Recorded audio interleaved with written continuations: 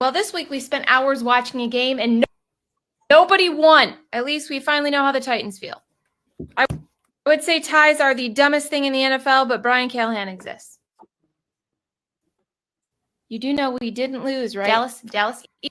Eberflus is awful. He gave up 3 touchdowns to Megamind. All right, we're going to try to change the overtime rules. Does anyone have any suggestions? I vote we get rid of the ties. That's a great... Why didn't I think... How are we going to do that? While we're at it, can we change the landing zone rule? Arizona, what is wrong with your offense? Our offense is not that bad outside of passing, catching, blocking, and play calling. It's like Kyler and Marvin Harrison Jr. don't even have the same playbook. Yeah, we switched it out with a coloring book. He hasn't even noticed yet. Guys, is Bluey blue or pink?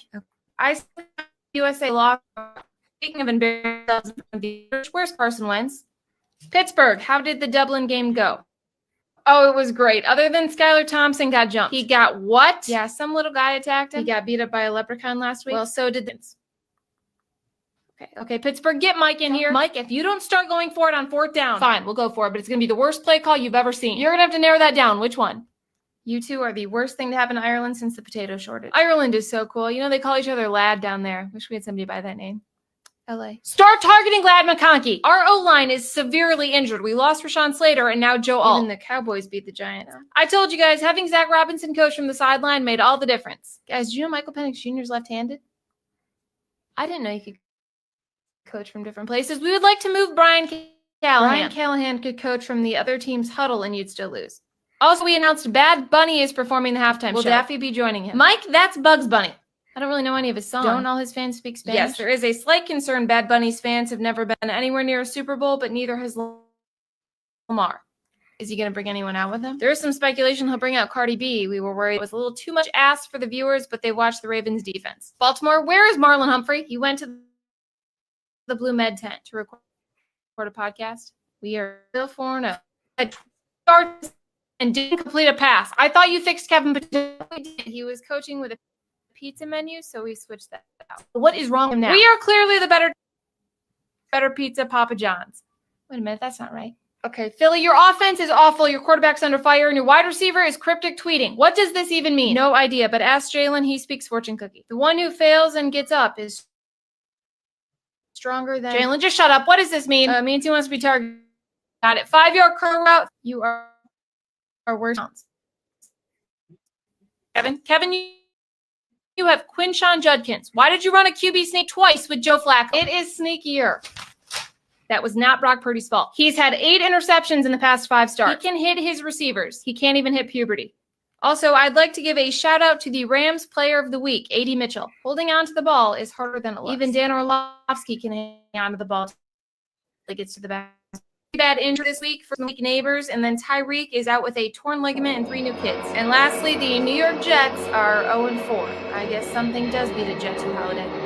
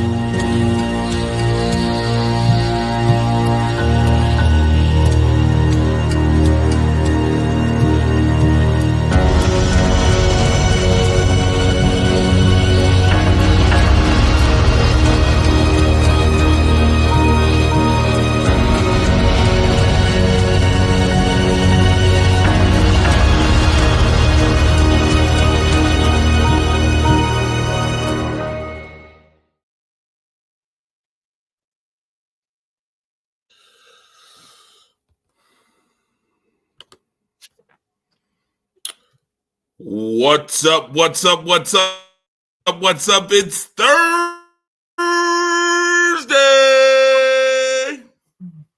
And of course, that means Rise Up WDAP Radio and WDAP TV.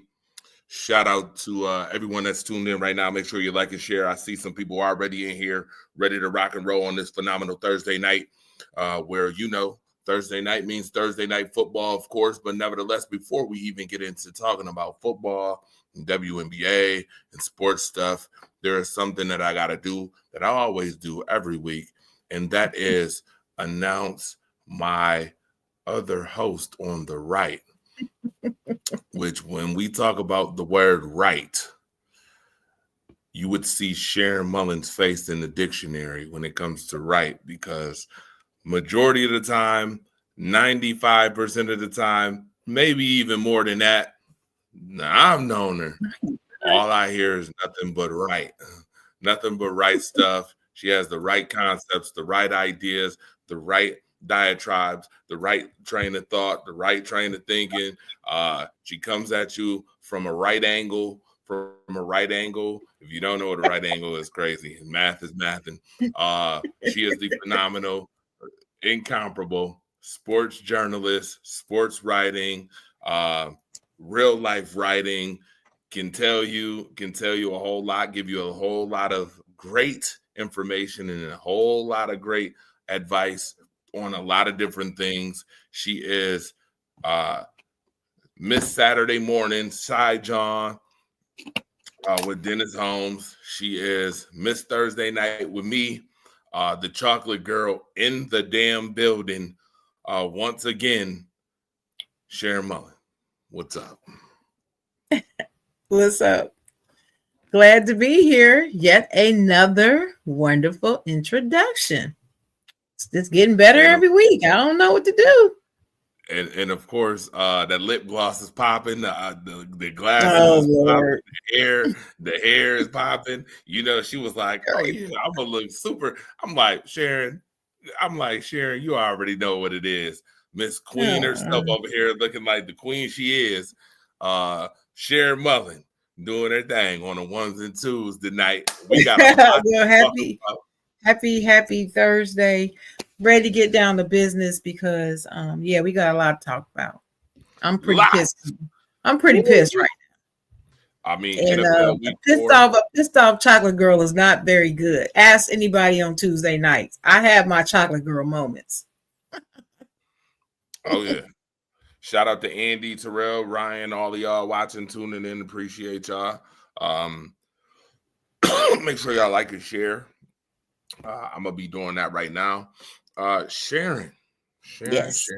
Let's start off the show a little different today, and I'm gonna let you have what is now called the new segment called The First Word.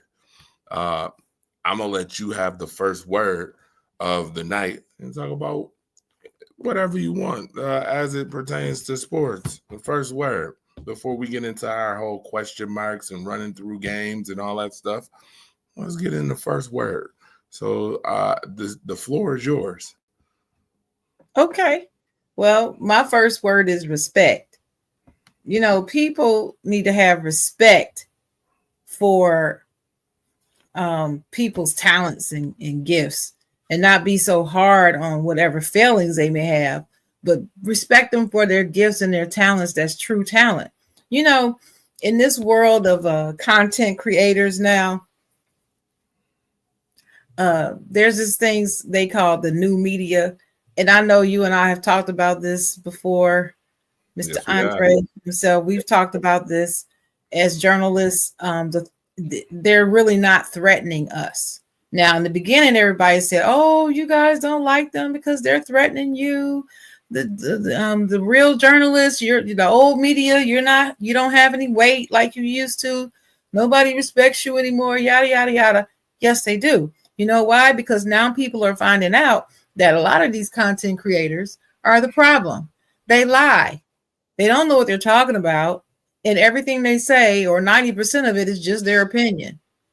But even in the world of opinion, you still need to know what the facts are. People still want facts. That's when real journalists come in, because we still stand by the principles that we're supposed to be standing by. Fourth estate is real. And these content creators are stomping all over our principles, and it makes me sick, and I'm really sick and tired of it. Now, people will say, well, Sharon, you do podcasts. You're a content creator. Yes, I am. But I'm also a journalist, and I also respect journalists, and that's the way it should be. We are journalists.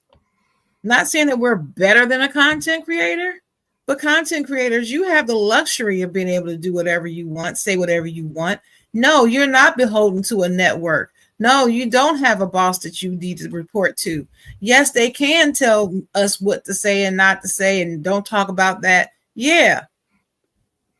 But if you're a talented journalist, you can live within those guidelines and still express yourself and get what you feel out while reporting the facts. You don't have to embellish anything. You don't have to take facts and make them mean what you want them to mean just because it's the way you feel. I just had it up to here. Been in this podcast game now over 5 years, about more like 6 or 7. And I like doing them. But I would rather be sitting in the studio somewhere in front of a TV camera being broadcast all over the world too. I mean, there's rooms for all of it. Why do these newbies feel like they have to trash the old school originals to boost themselves up? If you're going to be entertaining and true and original and genuine, do that. But you don't have to bash us or trash our whole industry just to prop yourselves up. It's like this this current generation of NBA players. I'm not even going to talk about the NFL or any other sport because they don't do this. But the NBA players, why do they always have to sit up here and trash the 90s, 80s, and 70s just to make themselves feel better and look better? Well, that's what these content creators are doing, to try to turn people away from linear TV to them. There's room for everybody, and this is what they don't understand. Entertainment networks are about to take over your spaces, content creators. Pretty soon, you're going to be answering to somebody again, because all they're going to do is start buying up all these smaller networks and outfits.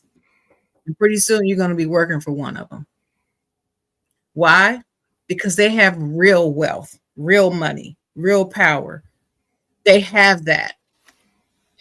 So you need to respect the game. Don't hate the player. Just respect the game. Word. Respect. Wow. Very interesting. Very, very eloquently spoken. That diatribe was phenomenal about RESPECT. Find out what it means. That was off the dome. I didn't even know I was going to say all that. Yeah. Listen, that's what makes you you. That's what makes you the chocolate girl. I agree 110% with what you said. There has to be a respect. There has to be a respect for the game of journalism. We have a responsibility to tell the truth and get to the truth and find out what's real. We deal in the allure of facts and not feelings. Okay? Exactly. We can have our feelings, but we also need to add facts. It just can't be, everything can't be always opinionated. It's good to have different debates. Like, I love having debates with people as long as it's dripped in premise that you can find that is factual. Right. All right. So there's room for opinion. Everybody's got to have one. I love it. Give it. But don't sit up there and try to pass your opinion off as fact. Making statements like, well, Andre just took a drink doing this show, right? Mm-hmm. Well, that means Andre must be an alcoholic because he took a drink. That's what content creators do.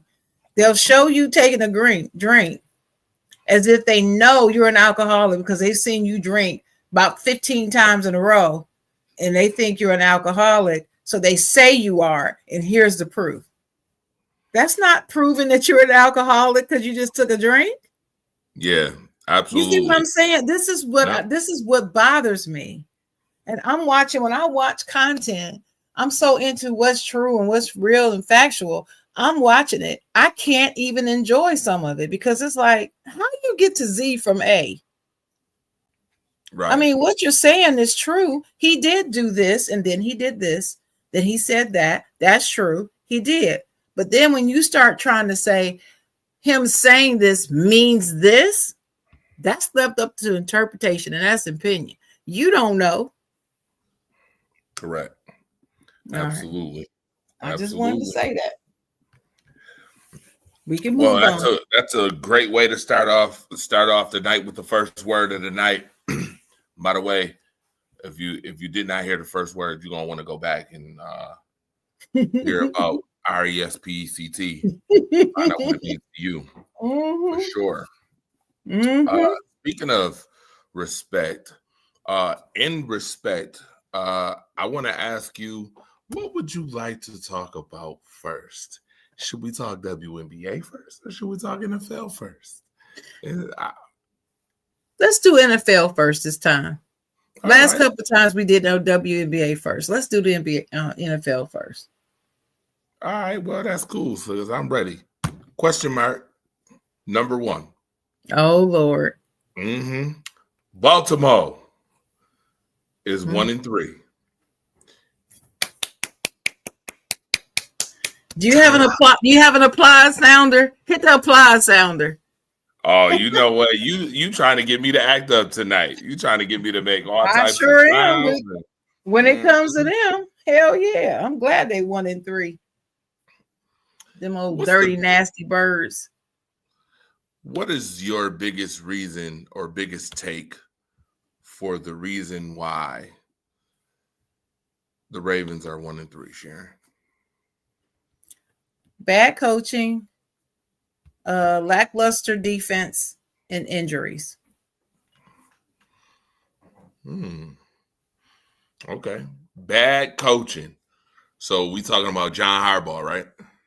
Yeah, I think some of the decisions he's made has been poor decision. That's just me. Especially in this, was it the second game of the season? I can't remember. They all run together for me now, but I question some of his decision making. I can do that. Mike Tomlin's my coach. Everybody questions his every season, so I can do this. I can question. There you go. All right. Interesting enough. What's your opinion? I will say this, and I'm gonna base this on straight facts. Simply Text speaker is ready to pair. Yes. Come on. That's why I turn that thing on, because it might be some sound effects coming on tonight. A whole lot of sound effects coming tonight. I'm just gonna let y'all know this right now. On your Thursday night show, I might be getting some of them sound effects, some of them old school sound effects back. I will say this. Here's my thoughts on this whole situation. John Harbaugh, to me, is one loss away from you got to get up and get on out. Yep. 1, not 2, not 4, not 6, 1. To me, as I explained yesterday, for those who watch World Class Wednesdays with Marcus the Alphabet and myself, I explained this.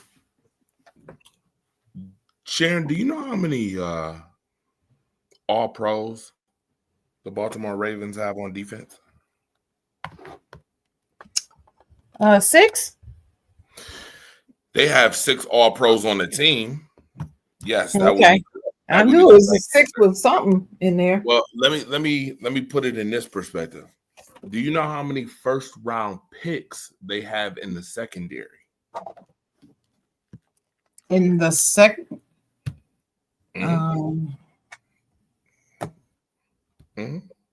I don't. The answer is 5. I was gonna say 4. I was gonna guess 4, but not 5. So Okay. when people speak of injuries, I'm not giving the Baltimore Ravens that. Okay. Depth wise, you are stacked. You That's have fair. 5 rounders. You have 6 all pros. We're not talking about pro bowlers. We're talking about all pros. And you have 5 first rounders in the secondary. This was the same team that I had to sit here and listen to Stephen A. Smith. Yes, and I'm gonna say your name. I ain't gonna wear it out, but I'm gonna say it. I had to listen to Stephen A. Smith's diatribe on how the Baltimore Ravens was the best team in football and how the Baltimore Ravens was going to win the Super Bowl and how the Baltimore Ravens should be favored in every single football game this year, yada, yada, yada. Yeah. Imagine how I felt. And he's a Steelers fan just like I am and saying this nonsense. And I had to listen to that. That's right. And when I tell you that it just has not been that at all. And I'm not trying to call out Stephen A. Smith for being wrong because we don't know yet. But as of right now, the Baltimore Ravens have the 31st worst defense in the league, the second worst defense in the entire league. Do you know who's number 1 in worst defense this year? No. That would be the Dallas Cowboys. Oh, wow. I didn't realize that. Well, I guess so, since they got rid of Micah. So the Baltimore Ravens don't get that excuse from me at all. They don't get the excuse of, oh well, injuries, bad coaching. Absolutely. Yeah, they do, but they do have some key injuries. There's not a lot, a couple. But I can understand your point though. It can't. That's not a major reason. Bad coaching is my issue with them. Bad coaching, and I just once again, I can't take them serious. I cannot take Baltimore serious. They have lost to every single football team that is good. They lost to the Bills. They lost to the Detroit Lions. They lost to Kansas City last week, and I can't take them serious. And it almost makes me want to just do this. You handle real F1 racing when it comes to them. And I'm not talking about racing to like help them out. That's not what I want to do. I don't want to race to help the Baltimore Ravens. When you have as good of a team as you claim, you shouldn't need to be helped out in that perspective. But it does make me want to do this when it comes to the Baltimore Ravens.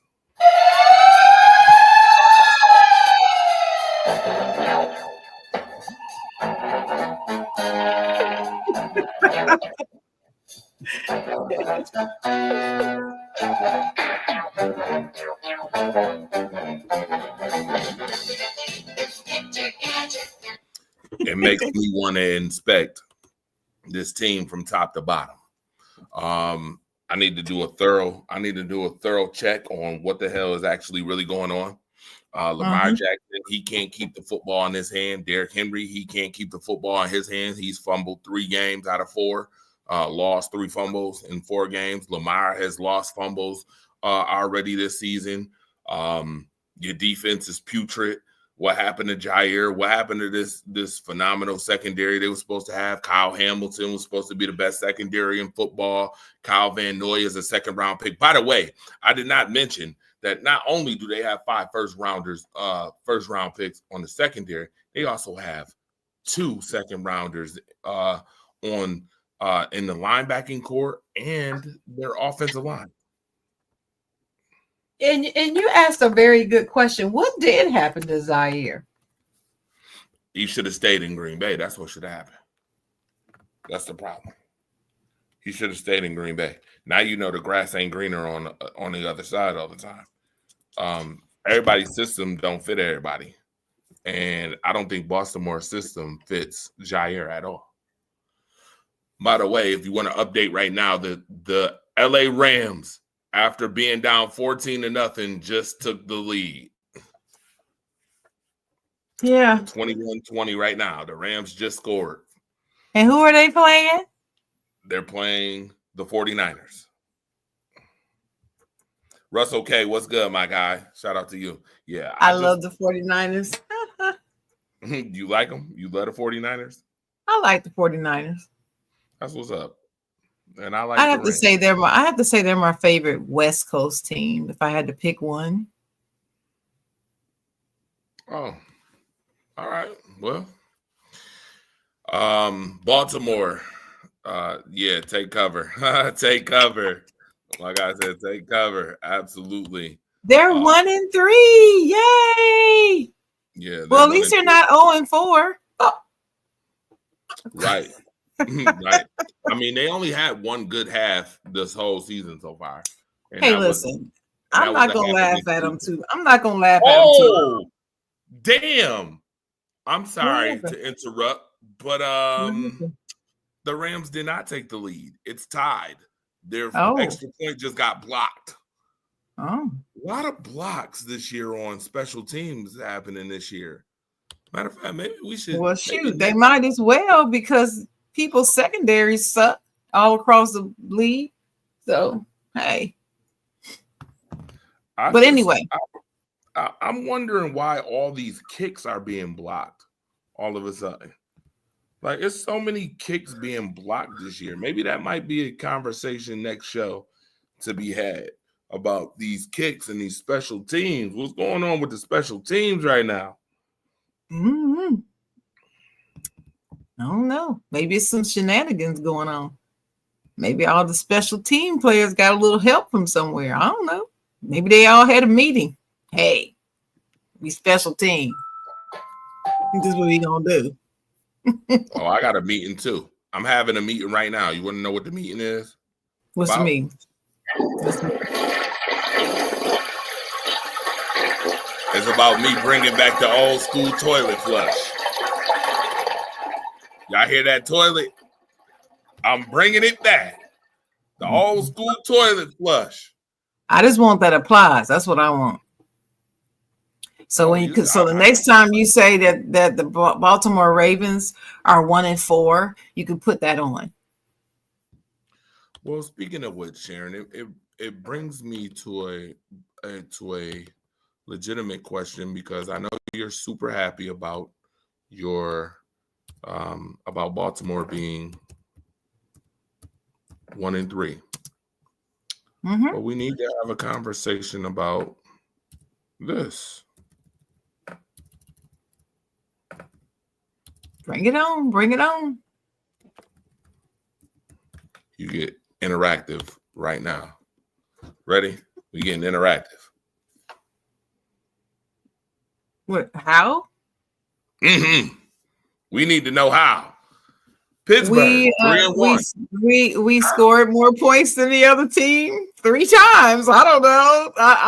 I have an answer. I'm just playing. Well, I'm gonna be honest with you. I'm a little shocked myself. I believe that Aaron Rodgers is a big factor, actually, and I'm stunned.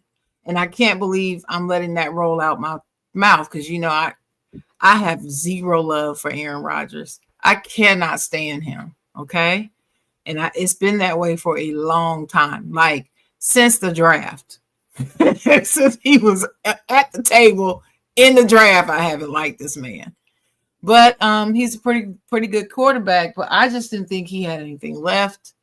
I've been very critical of Mike Tomlin with this, and I said, I'm on record, that if Aaron Rodgers does not come through this season, I'm going to be calling for Mike Tomlin to be out of Pittsburgh. And that's big for Sharon because Chocolate Girl loves some Mike Tomlin. I'm probably one of his biggest fans, but enough is enough now. Enough is enough. I went back and looked at our last Super Bowl win. And I'm just like, I'm really sick and tired of not being there. I'm ready for some confetti. Ready for confetti time. So to answer your question, I believe it's been a combination of 3 things. I talk in threes a lot. You'll see that. But 3 things. I believe 1, Aaron Rodgers is a factor. We, the Steelers, have not had such a dependable quarterback in so many years that the rest of the team really doesn't know how to act. They didn't know how to act. That's how we lost that one game. We were all out of sorts. Everybody was out of sorts. All series. Offense, defense, special team, everybody was just out of sync. It's almost like they were shocked, like in shock. That was our in shock game. Everybody walking around like this, like what? Coaches couldn't even make right decisions. It was just an awful game. But Aaron has been surprisingly steady. I've been watching him, how he's moving his feet. He doesn't have to be fast. He doesn't have to be a runner. Now I finally see what you have been seeing, Dre, all these years at Green Bay. I see it. I see it now. I see why he won games. Because I used to be like, how are they winning? What the hell? What the hell's going on with Green Bay? Why are they always in the win column? Come on, Bears. Can y'all beat them one time? I mean, I used to say that, right? Stop it. But I did used to say that. Don't shoot the messenger. I'm still your friend. But yeah, I used to say that. But I see why he's so good. I'm not gonna say this. I'm not gonna say that. No. But he is a good quarterback, dependable, and he takes care of the ball. That's the thing. When the second thing I've noticed, since week 1, our offensive line made some market. I can tell you how we won this last game was improvement in the line, because that improvement in the line allowed us to have a viable run game. Pittsburgh lives and dies by our run game, folks. It's not about quarterback play, but it's about the run game. And if we don't have a good run game, we have to depend more on the quarterback play. That's the order. Well, since our run game has been non-existent, it seemed like the fact that we didn't have a good quarterback was the big problem. No, it's the O-line. It all starts with our O-line, period. Because as good as our defense is, they're getting old. So they don't need to be on the field all day. We got to have some offense. That's the thing. Offense is king for our team right now because of the makeup of our team. So our O-line improved. What I saw is they did a better job of moving. Their movement has been more structured. More of them have been doing their damn job. You can actually see the play unfold. And I could guess where they were going to find a hole. Why? Because everybody did their job. I didn't see anybody out of place, and I didn't see them missing a whole lot of blocks. The first 3 games, I saw a lot of that, missing blocks. But this last game, I watched I was fixated on that O-line in the run game. That's what I was paying the most attention to. And that's how we won the game. That Gainwell, he might steal the number 1 spot. He might steal it if he keeps playing like that. Because I believe he holds onto the ball better than what's his name? Calvin Austin does. So I think those are the top 2 things. Third, now I know this guy has got a lot of heat this offseason. And then the other guy also kind of got some heat. But the first guy I'm going to say is Cam Hayward. His first game, he didn't play well. But since that first game, old man been playing like he was playing last year. And last year, he had the best game of his career. Best season of his career, just about, last year.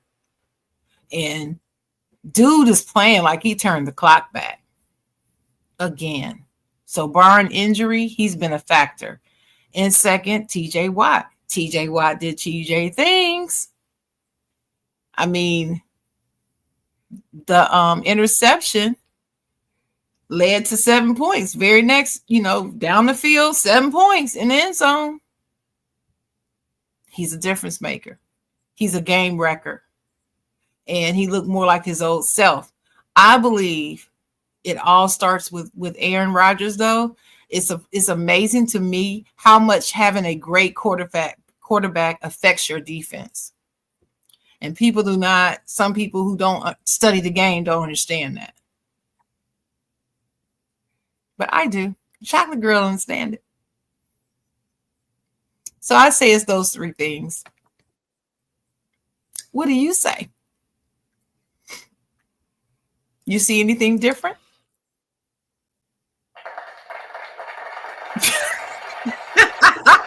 He found the button.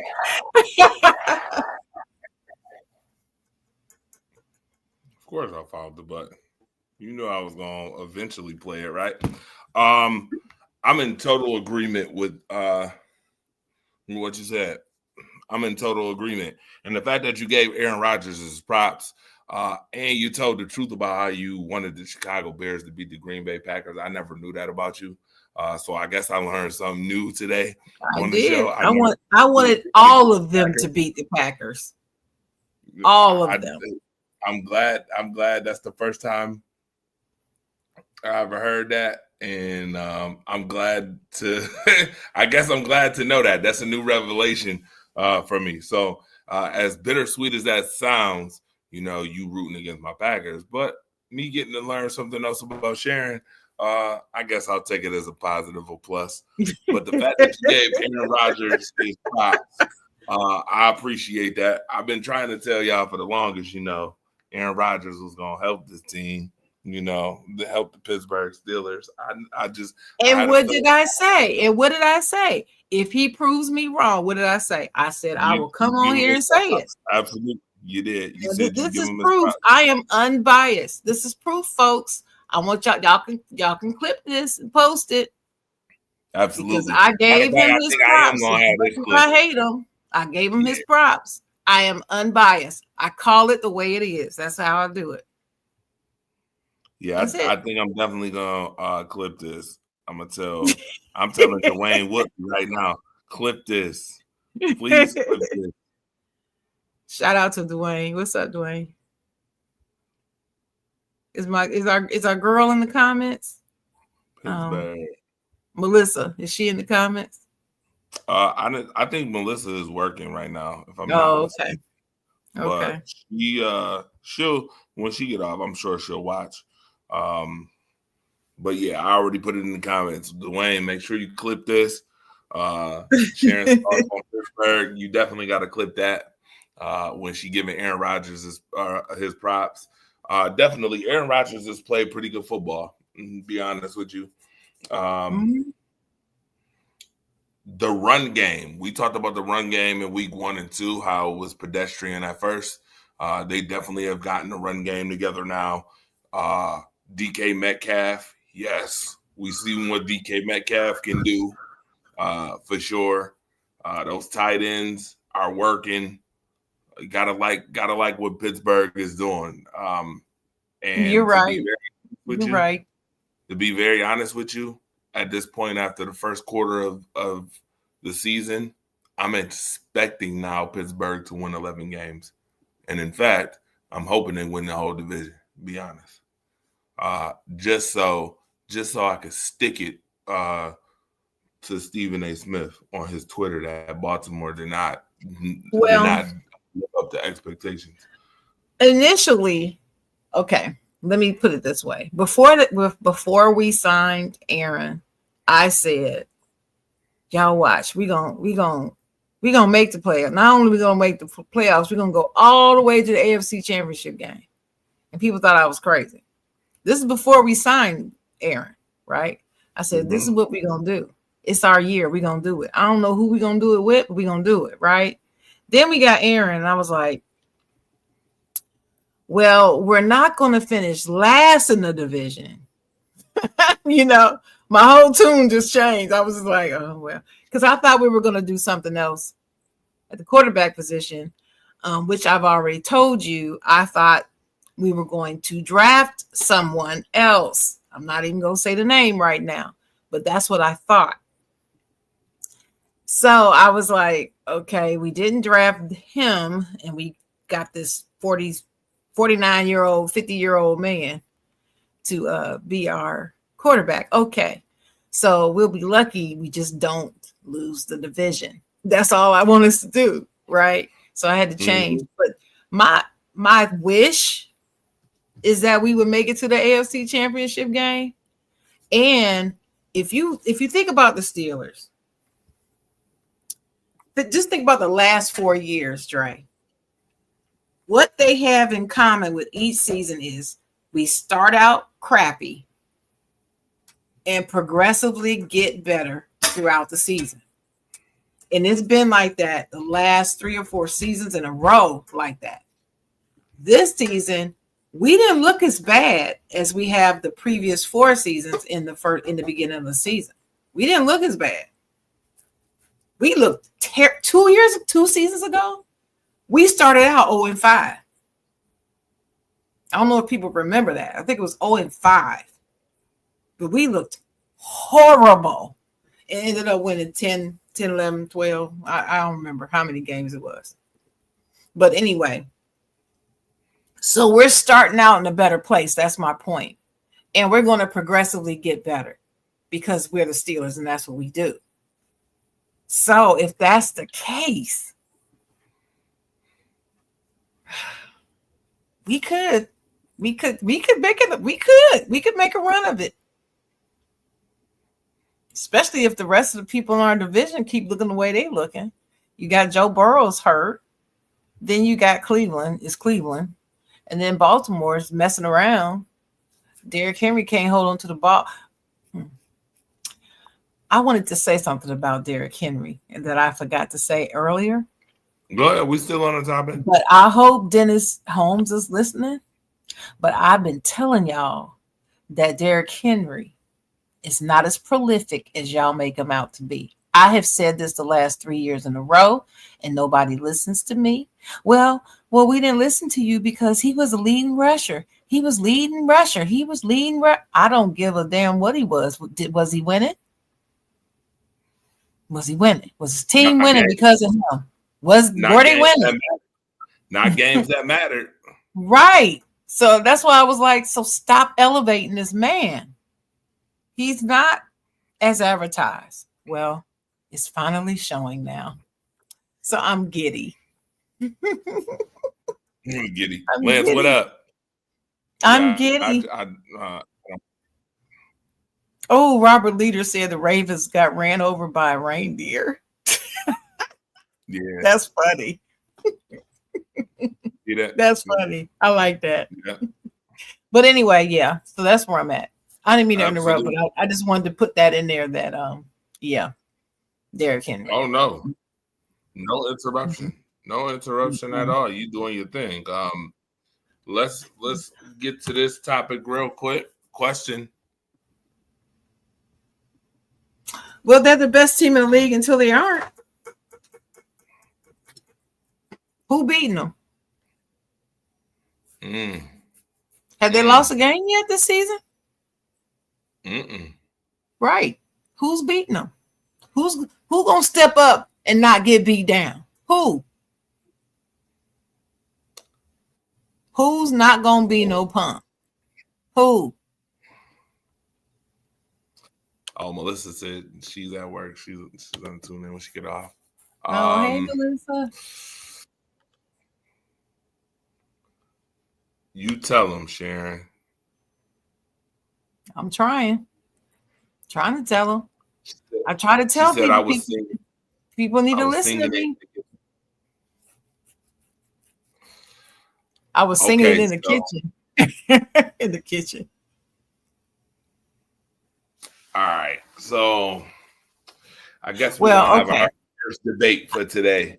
I guess I think can I just say why I think they're the best team? They're the best team because they're winning. They're winning games that they are not even supposed to win. And they're winning it with confidence. They're not even panicking. I see no panic in them. I don't see them. Their coaches and nobody is panicking over there. Oh, we down 7. All right. We down 14. Okay. And then they come back and win. And I also believe, let me tell you this too. then you might discount this because I had this conversation with somebody Tuesday about this situation. I think some of the other teams are so pissed that they won the Super Bowl that when they have played them, I'm not going to tell you which team I believe this about. When they played them, they were so pissed that they couldn't play right. I think their envy beat themselves with their own envy. That's what I believe. They couldn't even think straight. Coach couldn't coach right. Their players were undisciplined that game. They just, picking fights, all that shit, all that crazy. It's just crazy. Keep your head in the game. Professional, you're a professional American football player. You don't have time to be scrapping in the game. Save that for the field, for the playground or something, not for the game. But I think they got the best of themselves. I've just never seen a team win a Super Bowl and the rest of the league look at them like this motherfucker won. Like a lot of other players didn't think they deserved to win it, or they're upset that they won it. It's just a weird feeling. I've never seen that. Well, except for the Patriots. I've seen that. But anyway.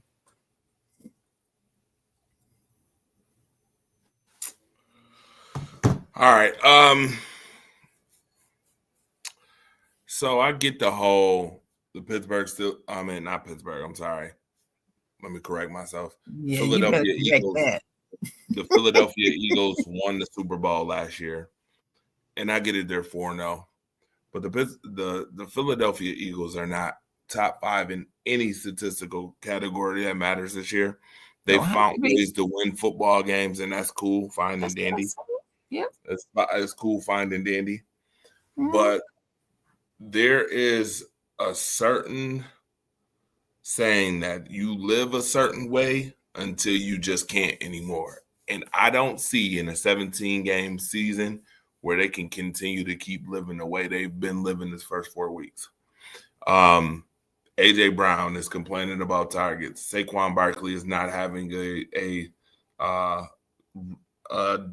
good season, according to his own,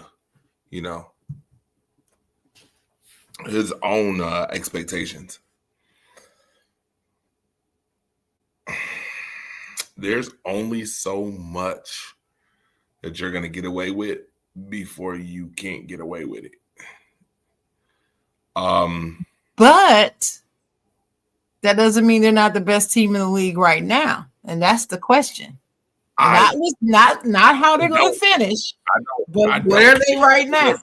I don't think they're the best team in the league. Just tell me why. Tell me why. Because of the way they've been winning football games. Because obviously there's no style points in the NFL. It's not college. I get it. But when you're not top 5 in defense, you're not top 5 in offense. Your quarterback has averaged 130 yards passing this season so far. I don't feel like that's a recipe that can be sustainable. There's teams like the Detroit Lions who will whoop that ass if you pull that stunt. And it tastes like vinegar in my mouth to mention the Detroit Lions when I'm a Green Bay Packers fan. But the Detroit Lions, the last 3 weeks, I would watch out. Green Bay gave them that ass whooping week 1, and they've been a totally different team since week 1. This team, and they have the tools to get it done. Great running. But what's their stats say? Oh, they stats say that they are legit. They number 1 in everything? They're top 5 in 2 statistical categories, actually. But Detroit, 2? I'll be honest. That's it? 2. 2 is better than 0. 2 is better yes, than it nothing. is. Yes, it is. But does it count? Does it count? Do stats always count? No, the stats don't always count, but I will say that gameplay and performance count. And to me, just from what I've seen Detroit in these last 3 weeks, Detroit has a phenomenal run game in which Jahmyr Gibbs and Montgomery are getting it done. They're getting it done. You know why? Amon St. Brown is getting it done. You know why they're getting it done? Because they have a stellar offensive line. And there's the other point. Stellar offensive line. So this is the reason why I bring this up. Philadelphia's offensive line is not as stellar as Detroit's. Yet Philadelphia is still undefeated. Why? Because they found ways to win, even though their players are not as skilled. Even though Saquon is not the leading rusher, even though what's his name, AJ Brown is complaining, they're still winning them damn games. You see what I mean? And to me, if your talent isn't as high as Team A's talent is not as high as Team B, but Team A's record is better, I don't care what them top 5 stats say. You the best team. You the better team for me right now. Because you're taking what you've got and you're working with it and winning. And the ultimate goal is to win. And you're doing now, if you looked like the Carolina Panthers and were undefeated, then I would agree with you. But they don't look that bad. They don't look that inept in winning. You see what I'm saying? It's a fine line. That's just how I feel about it. We can agree to disagree. Yeah. It's rare that we disagree, though. It's rare that we disagree. But we can agree to disagree. Special teams didn't help. The Rams should have beat the Eagles. The Rams special teams lost them that game. They should have. Who else did Philadelphia squeak? But the Rams was one of them teams that was pissed that the Eagles won. I think the Rams are a jealous team. I think they got some jealousy going on. Well, the Rams is down 23-20 with 2 minutes left to go in this game, but Matthew Stafford is putting on a clinic on this last drive right now. He hit Puka Nacua and turned around and hit Devontae Adams, and they're in field goal range already. So he looking like Big Ben. Oh yeah, he moving the chains. Yeah, Dart. Yeah, he's definitely moving the chains right now. He ain't playing no games. Yeah, I don't know what it is with Sean McVay when he plays the Eagles. It annoys me. I feel like 2 games in a row they should have had the Eagles and they let them slide. They let them get away, and that's my thing. I just don't think that that's just sustainable. I get it; they undefeated, they find ways to win. But is it sustainable in the 17-game season for that to continue? Well, I guess no, because they're going to have too much film on them. People are going to have too much film, and they're going to figure things out. I agree with you. But the question is, are they the best team right this minute at 11:04 p.m. Eastern Time on October 2nd? And I say they are. But that's okay. It's all good. It's all good. We'll continue. I'm gonna let that one roll. I don't want to give the Eagles too much time on the show. I mean, see, I'm not your man, Marcus. I can't sit and just debate all day. I'm just not a debater like that. No, but I'm just gonna say what I say, and I'll be like, you say what you say. Okay, we disagree. Let's move on to the next one. Right. I am not going to try to make you change your mind and agree with me. I'm not going to do that. Absolutely. But you know what I like? I definitely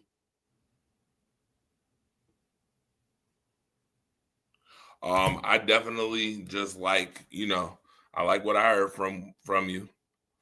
So yeah, we'll see. It's a to be continued situation, I guess, with that one. Oh, I'm glad we got to this question. Okay, go ahead. Let's get to this question here.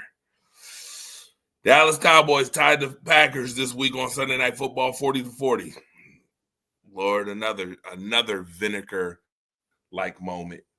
After seeing the quarterback play from these quarterbacks, who's the better quarterback?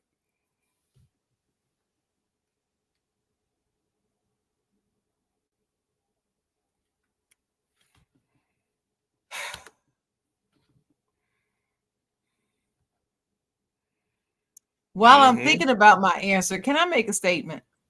Yeah, go ahead. How the hell do you tie at 40? I'm just like, I said, you're tying at 40? 40. Yeah. That's just unheard of to me. 40?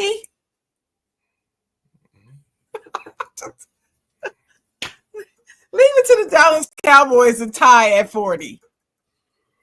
They should have got beat, but we're not gonna go there.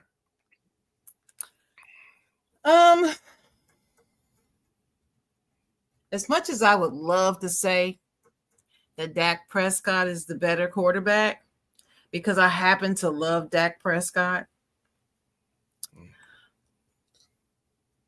I feel like he is, only because he's more experienced. But I'm not going to necessarily say he's more mechanically sound than Jordan Love. I think Jordan Love is growing into his own. And this is what, his 4th season in the league?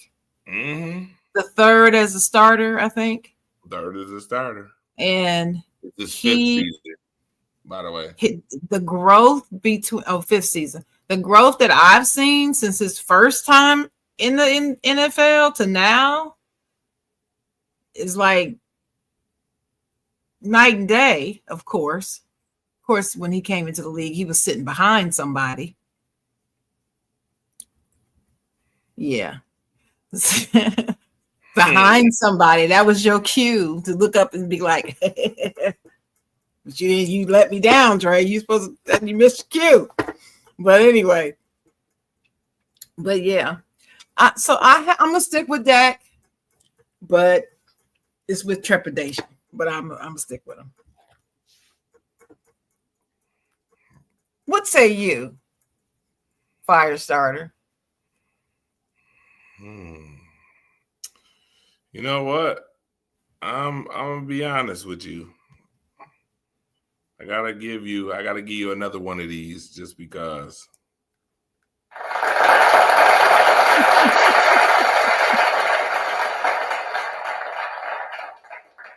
I guess I didn't miss my cue on that one. That I'll just say I'll take it. Okay, all right, I'll take it. What happened? What happened? I don't have my phone with me, so I'm not watching. That did not just happen. What?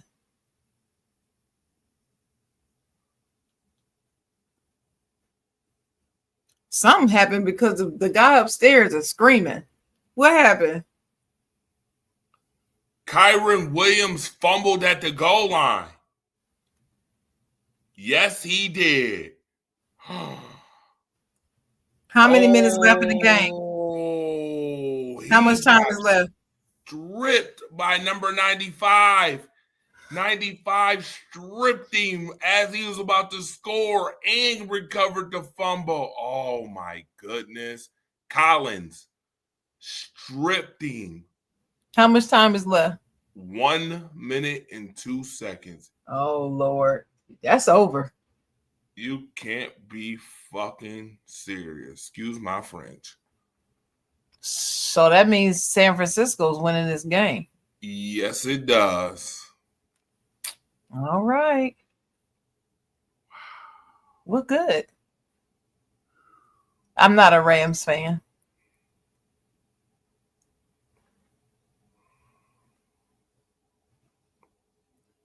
Wow. And I really got to hate them when they were in St. Louis. The Rams do have 3 timeouts, though. Okay.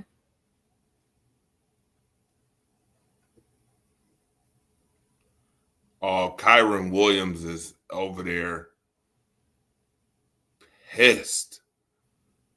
Wow. Yeah, he definitely got stripped. All right. Somebody made a play. Yeah, defense made a play. San Francisco about to be 4-1. This is unreal. I did with not that team. 4-1. with this team. I did not see that. That team, me either. That happening. Especially Kittle injured again, isn't he? Yep. They had 7 starters injured this game. He stays injured. Bless his heart. Mm-hmm. Damn good player, but he can't stay on the field. Mm-hmm.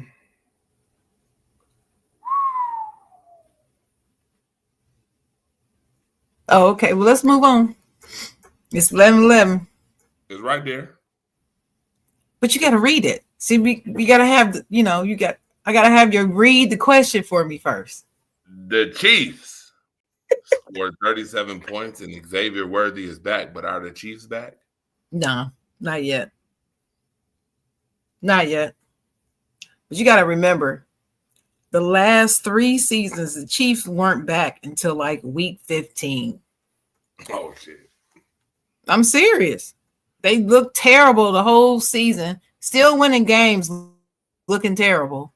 And then all of a sudden, week 15, they finish out undefeated. 15 on. Nobody can beat them. And then they go on and win the Super Bowl twice. That's crazy. Mm-hmm. All right. Well, the Rams stopped them. The Rams are going to get the ball back with 50 seconds left. So there's still a chance for the Rams to come back and redeem themselves. Oof.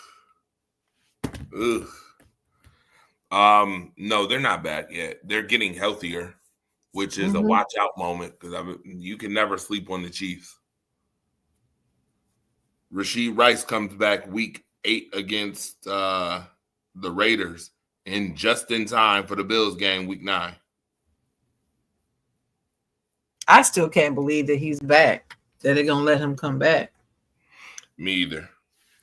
I'm one that already said he shouldn't be playing the whole year. But, again, I don't make those rules. He shouldn't be playing ever. I don't make those rules. Oh! Well, hey, Ray Rice didn't get the chance to play no more. That's what I say. Yeah. I'm going all the way back to Ray Rice. I think they did him wrong. Yes, I know what he did. But if you're going to let all these other beating and thieving and murdering people back in the league, you not going to let him back in? He at least showed some remorse. These other MFers don't even show remorse and get back in the league. So no, they ain't back. Matthew Stafford has 50 career game-winning drives in the fourth quarter or in overtime. I believe it. And they're at midfield to start off the drive. Actually, that run back went all the way to the 30. They already was in field goal range with the run back. Mm-hmm. It's going to overtime. It's either going to overtime or the Rams about to score this time. And Kyrie not going to be able to put that ball on the ground. Oh!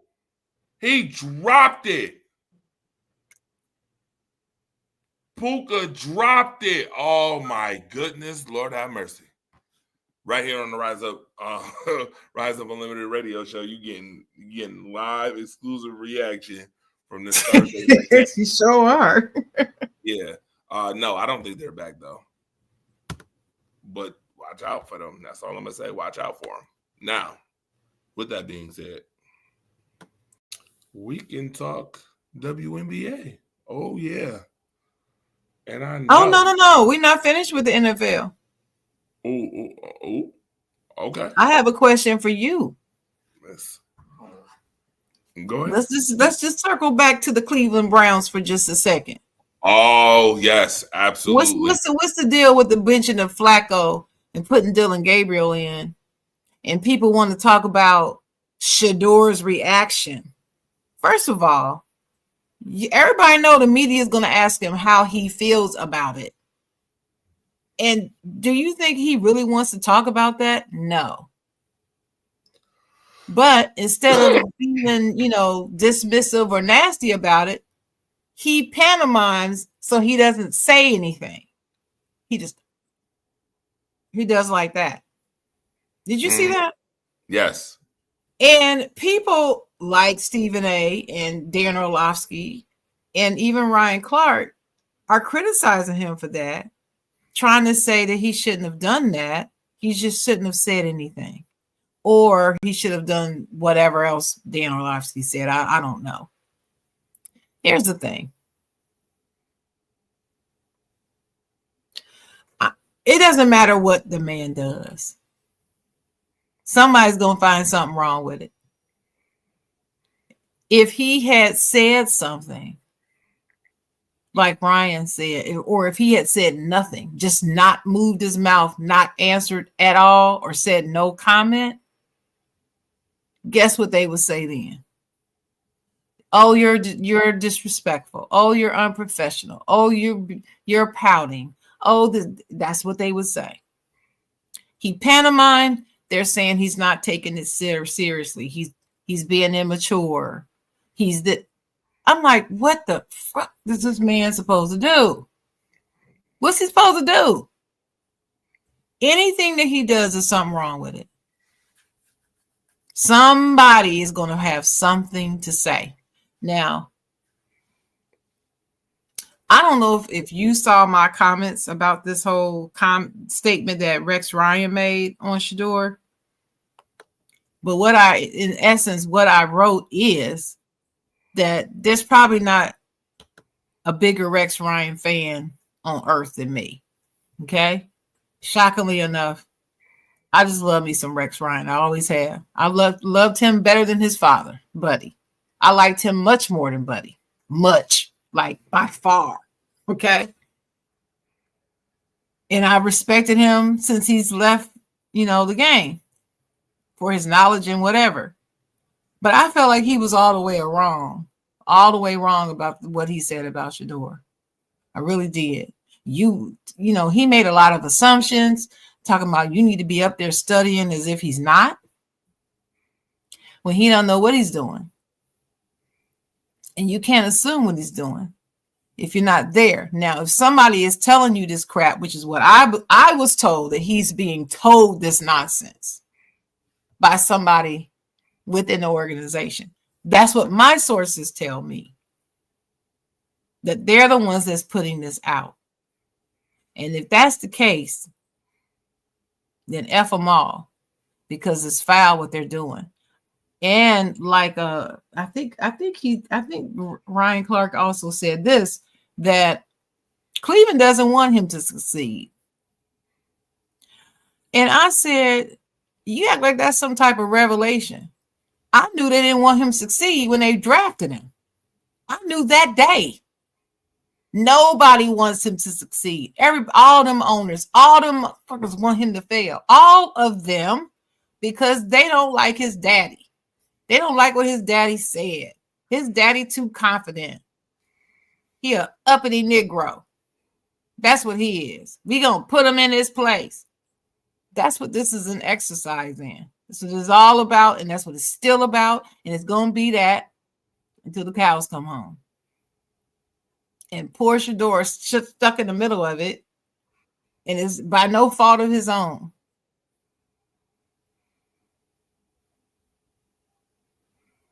My thing is, if you are so certain, just think about this, Dre. You so certain that he's not a great quarterback. He would just be just average or a little below average at best. He's just not that talented. But you got a whole faction, a whole legion of people out here hollering, saying, yes, he is. Put him in, put him in. Wouldn't you put him in just to shut them assholes up and let him show that he's not any good? If you really knew that he's no good, you're losing anyway. Flacco done lost you 10,000 games already. So what more do you want? You're losing. You lost anyway. You should put him in there so that he can fall on his face and prove to us that he's not that good. Since you claim he's not that good, he's just the third, he's third string. He's third, but he's a second backup to an old man. Put him in there. I want to hear the explanation for that. Why won't you just put him in there? Let it be shown.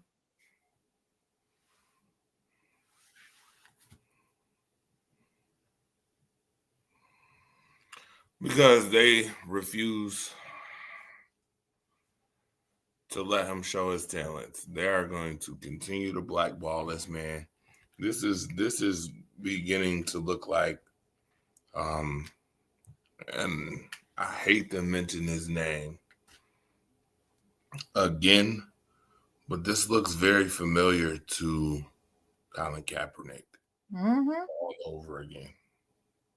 Let me tell you who else it looks. Let me tell you who else it looks like. Let me tell you who else it looks like, and it's not even the NFL. This is the NBA example. Stephon Marbury. Stephon Marbury. Yeah. This is just crazy. Most accurate quarterback in NCAA history. And you got him sitting third string because he went 5th round in a bogus 5th round draft pick at that. Yeah, knowing good and well his talent was better than that. Y'all made him go 5th round. And now you're going to treat him like a 5th rounder because he went 5th round that you fabricated. There's no way you're telling me that Dillon Gabriel is better than Shedeur. He's not. He's shorter than Russell Wilson. And he's shorter than Wilson. He's shorter than him. There's nothing that tells me Dillon Gabriel is better than Shedeur. I don't know what Cleveland is looking at, but that's why they're a losing organization. No, you know what they're looking at. Besides you that. know what he's looking at. Mm-hmm. Anyway, all right, we can move on now. I just wanted to get that off. I totally am bedazzled by what disdain that the league has for Deion Sanders, who is the absolute best corner to grace your football relevance ever. Arguably the best to ever play the NFL of any position. Yeah. Arguably. Arguably at any position. People can make that argument. Yeah, you can. Absolutely, you can. Absolutely, you can. I'm bedazzled. Like it. I'm not. Yeah. But see, I'm older than you. I done seen a whole lot more of this crap. Yeah. I remember a Heisman Trophy race. I can't ever remember the exact number of the year it was, but it involved 2 players, Doug Flutie and Keith Byers. And when I looked up and they said that Doug Flutie won that Heisman Trophy, that was probably one of the maddest I've ever seen my father. And I looked at that and I said, isn't this interesting? No way in hell Doug Flutie should have won that ahead of him. Not with the kind of season Keith Byers had. Sorry.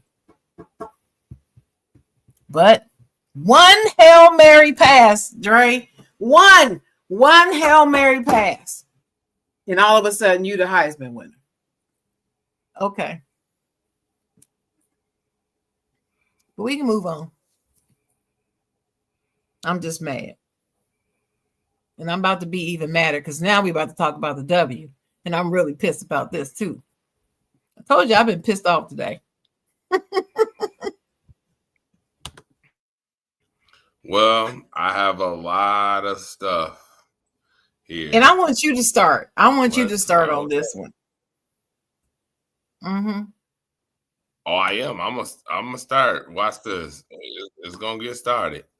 Shout out to everybody that's tuned in. We're Well, I don't want to start off with her. No. Who you starting off with? Sorry, you only played 11 games. I'm not starting off with you. See here. Oh, I feel like I'm going down. I feel like I'm going down Scroll Patrol right now. Hold on. Well, remember we didn't do our show last week, so some news happened in the WNBA last week. A lot of news happened in the WNBA. First and foremost, you know what? I'm gonna start off with this. I'm going to start off with this because I felt like she deserves it. And I'm not even a fan of her team, but she deserves it.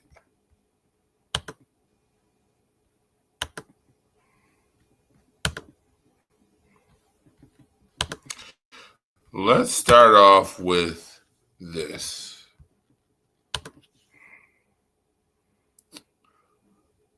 For those who don't know who that is Kelsey Mitchell. If you watched, by the way, we could talk about who's in the finals right now. The WNBA season has now reached the finals, which start tomorrow, in which the Las Vegas Aces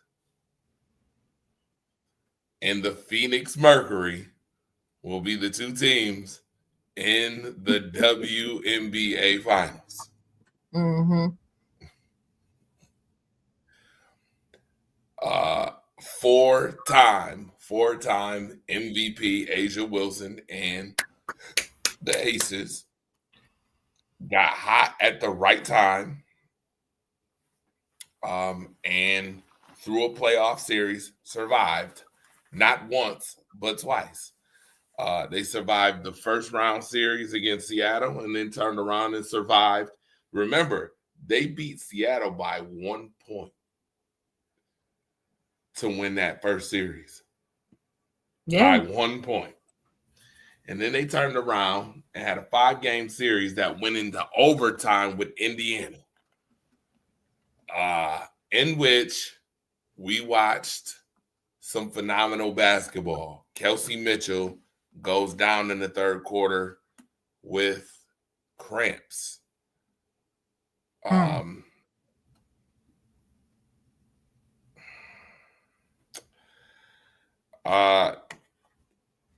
I hate to say that that's probably the worst way to go out of the season after she has accomplished so much with the team she had.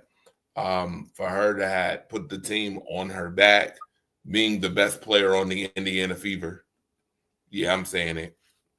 The best player on the team.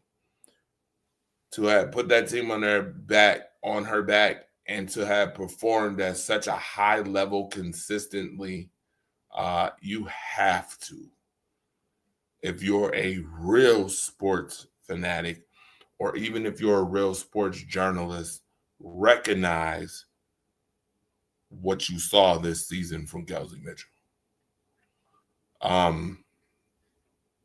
The best guard in the WNBA, by the way. I will give her best shooting guard in the WNBA by far. And that's no knock to any of the other shooting guards right now, but best shooting guard in the WNBA. Outside of one Paige Beckers.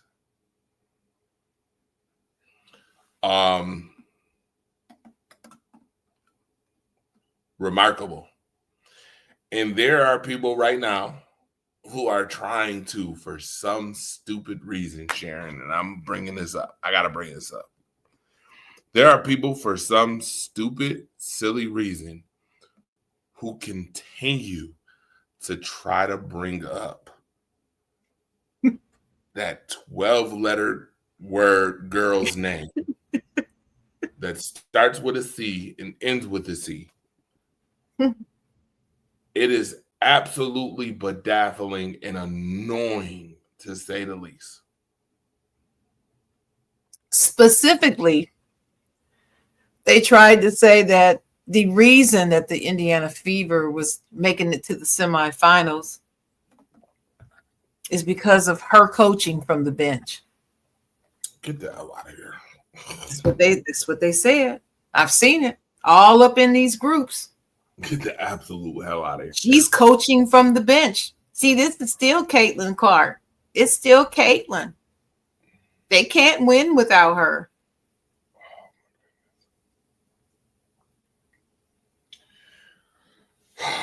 It's the most egregious thing I've heard. It's absolutely pitiful. It's disrespectful.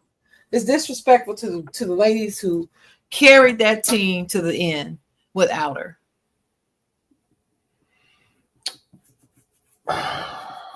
Sad. It's sad. In fact, I think I need to go ahead and pull something up real quick. I think I want to pull this up because I think I should. And this is going to take a second for me to pull up. But the fact that once again, yeah, I'm pulling this up right on the show. Yep, I got to because I just want you to see some of the stuff that happens when we get to talking about this phenomenal team that Kelsey Mitchell carried this year. So this is just a post. Ugh. Shout out to Deanna, by the way, Coleman. I have to do this. It just wouldn't be right if we're talking about the W and I don't pull this up and I don't put this out there. So this post was made due to what you were talking about, Sharon. As far as folks saying what they said about they can't win without Caitlin, which is nonsense at this point. So you got people who will try to defend this tooth and nail. So the post says, with Clark, first round exit. Without Clark, almost made it to the WNBA finals. You Clark fans keep me and mad all you want, but those are the facts. Mm-hmm. Here's some of the comments. Them is the facts. What about before Clark? What about it? Okay, so here's my response to what about before Clark, because this is when I start noticing that there's a lot of casuals watching the WNBA. My response to this, and tell me when I'm wrong, Sharon, is please go look at the roster they had before Clark. They had nothing but rookies and first year players. They had 2 veterans, and those 2 veterans weren't even starters. Erica Wheeler was not a starter in 2023, and Christy Sides had never coached before that year. Mm-hmm. That's just simple. That's simple. That's context. That's what that is. It's context. So since we talk context on the show, I just want you to see. Here's the context. Ready? Mm-hmm. I'm deciding to pull this up for you guys just so you can see firsthand. Aaliyah Boston was a rookie. Maya Cadwell was a first-year player. Emma Cannon doesn't even play anymore. Mm-mm. What team did you hear Emma Cannon played on this year? None. Mm-mm. Lexi Hall was a first-year player coming out of Stanford. Kelsey Mitchell was a 5th-year player. Vakara Saxton doesn't even play. I bet you 5 people didn't even know she came from South Carolina, and she was a rookie, right? That's just one part of it. When I go to the rest of the roster, which this is easy, you could have easily just looked this up. This is easy. If you didn't know what the team was, you could easily look this up research-wise. It's not that difficult to find at all, right? So then I'm going to go down. Here's the second part.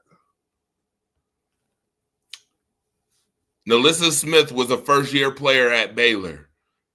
Victoria Vivians, who played at Mississippi State, which she was really good in college, by the way. Fourth-year player. Who does Victoria Vivians play for now? Can somebody tell me? Nobody. Okay. Christy Wallace was a first-year player at Baylor. Erica Wheeler was a seventh-year player coming from Rutgers.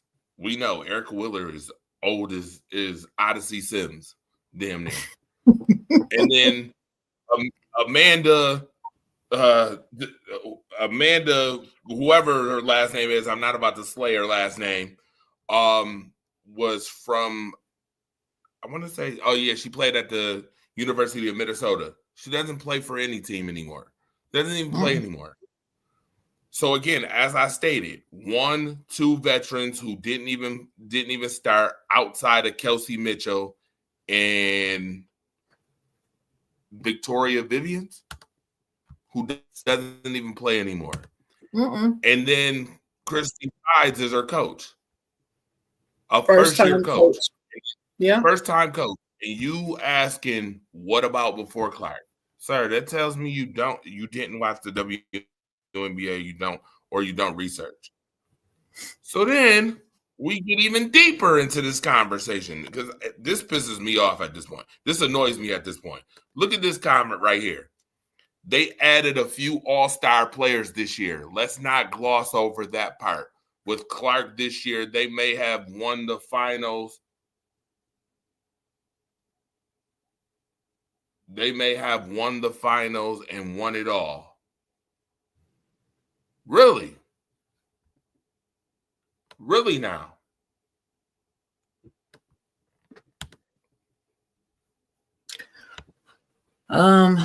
Not with their No,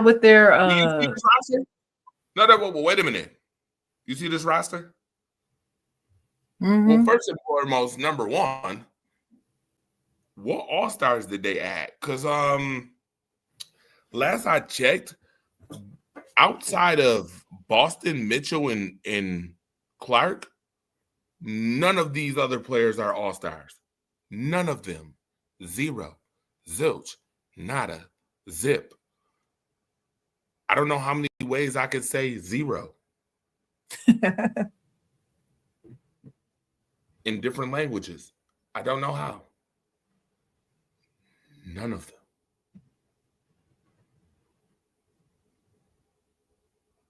Why did they not? Oh my goodness. So the Rams went for the win and lost. Dummies. Anyway, San Francisco just won in overtime. The Rams were at the 12-yard line and decided to go for it on 4th and short and got stuffed. Good. And lost. Good. Hey, I'm having a good sports day. Great. I tell you, that's such a great decision, Sean McVay. Dumbass. Anyway, moving on. So we have Sydney Colson, never been an all-star. Ari McDonald, no. Shea Petty, no. Odyssey Sims was an all-star in 2019. Yeah, years ago. 2019. You know how many years ago that was? Are you kidding me? Yeah. Okay. She didn't play that well last year, but she played pretty good this year. Odyssey. Watch this, and I'm gonna give Odyssey Sims her props because if you watch Game 5, Odyssey Sims went ape to try to bring Indiana to the finals. What I saw from Odyssey Sims is nothing short of great, even in defeat. Yep. Aerial Powers, no. Chloe Bibby, no. Rihanna Turner, no. Michaela Timpson, no. And we know Demonis Sabonis, no. So what all-stars did they bring to this team? Because unless you're talking about DeWanna Bonner, who played one game and left, what are we talking about? Do you see the false narratives they will make for this? Just false. Just falsified. And then when you prove people wrong, then you get comments like this. And this killed me. I just was like, Lord have mercy. Sometimes it be even your own people. It's kind of ridiculous to engage in conversations about someone who hasn't played in months. The WNBA is literally about to implode, and this is about to somehow important to people that watch the WNBA. This lockout finna been crazy. The commissioner doesn't give a S about any of them, and we got fans talking about a female that ain't played in 3 months.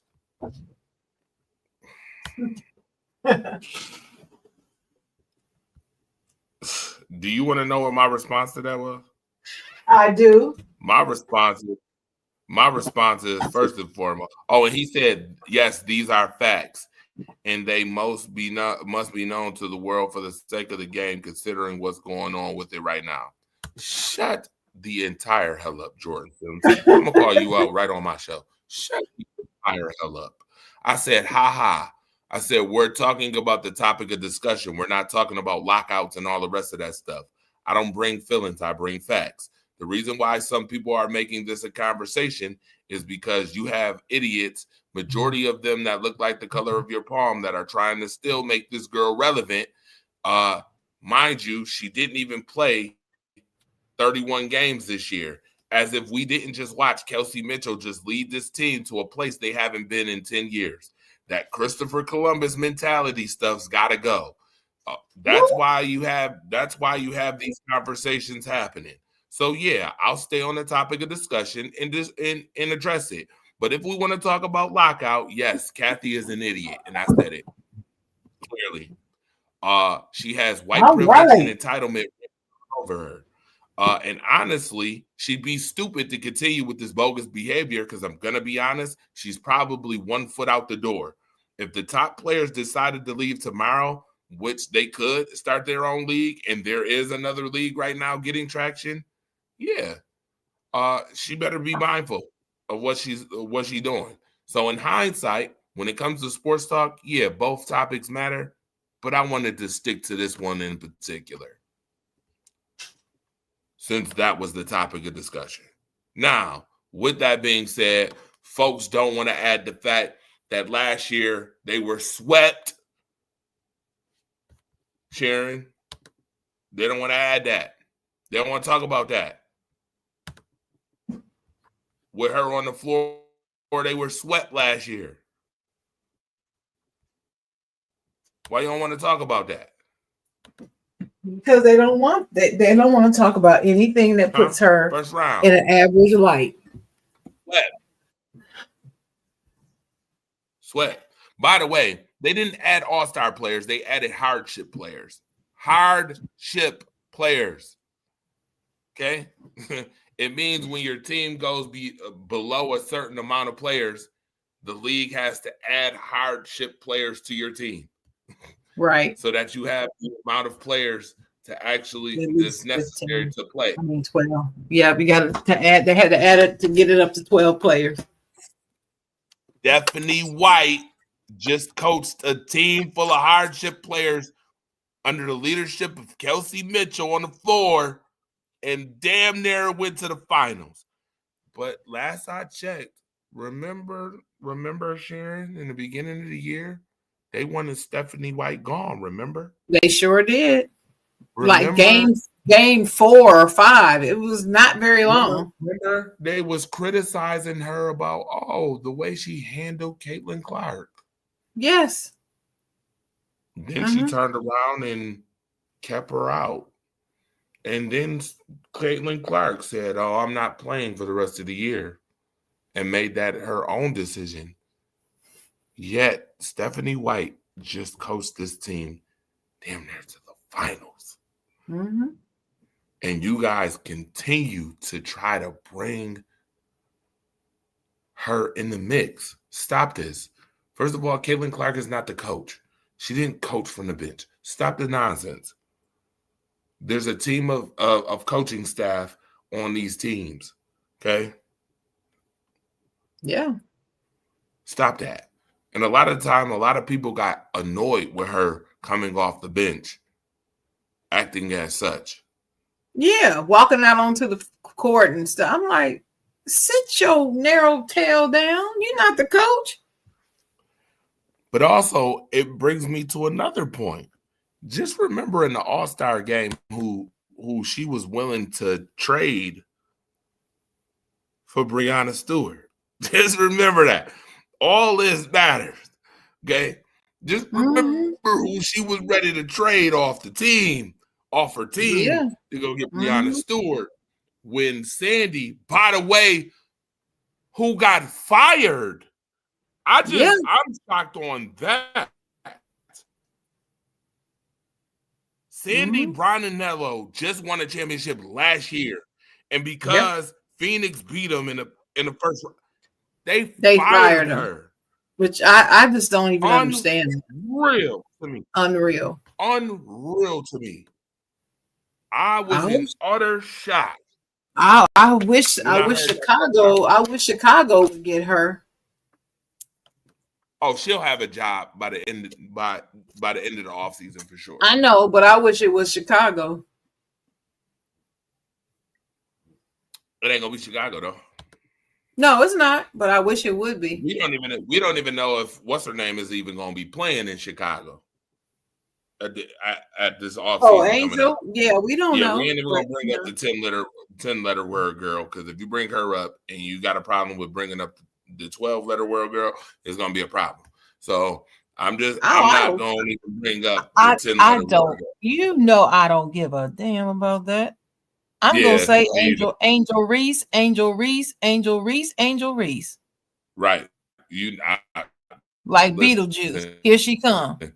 My thing is, I'm just bedazzled that they continue a Beetlejuice. Like they continue to keep bringing her in the mix of stuff. And I'm like, you guys got to stop that. That is not good. That is such a smack in the face. And I'm gonna be honest, if I'm Kelsey Mitchell, I played till I couldn't play no more. I played till I literally fell out. And you guys are trying to somehow put this girl in the mix. I would leave if I'm her.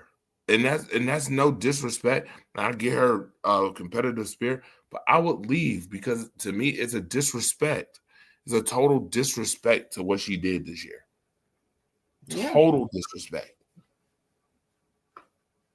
They claimed that team wouldn't survive without her. You're right.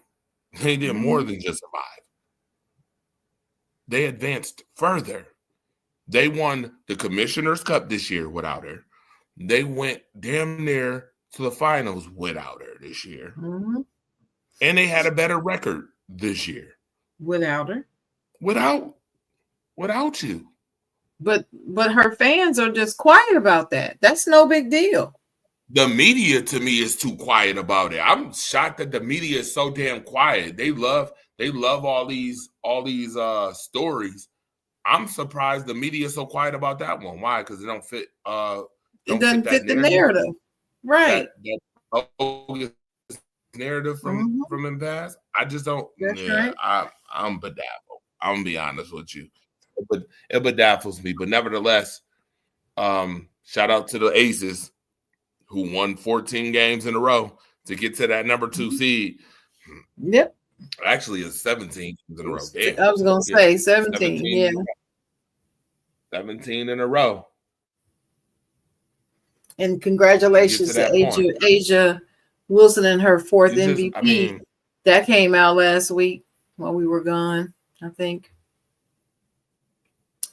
Who won Defensive Player of the Year?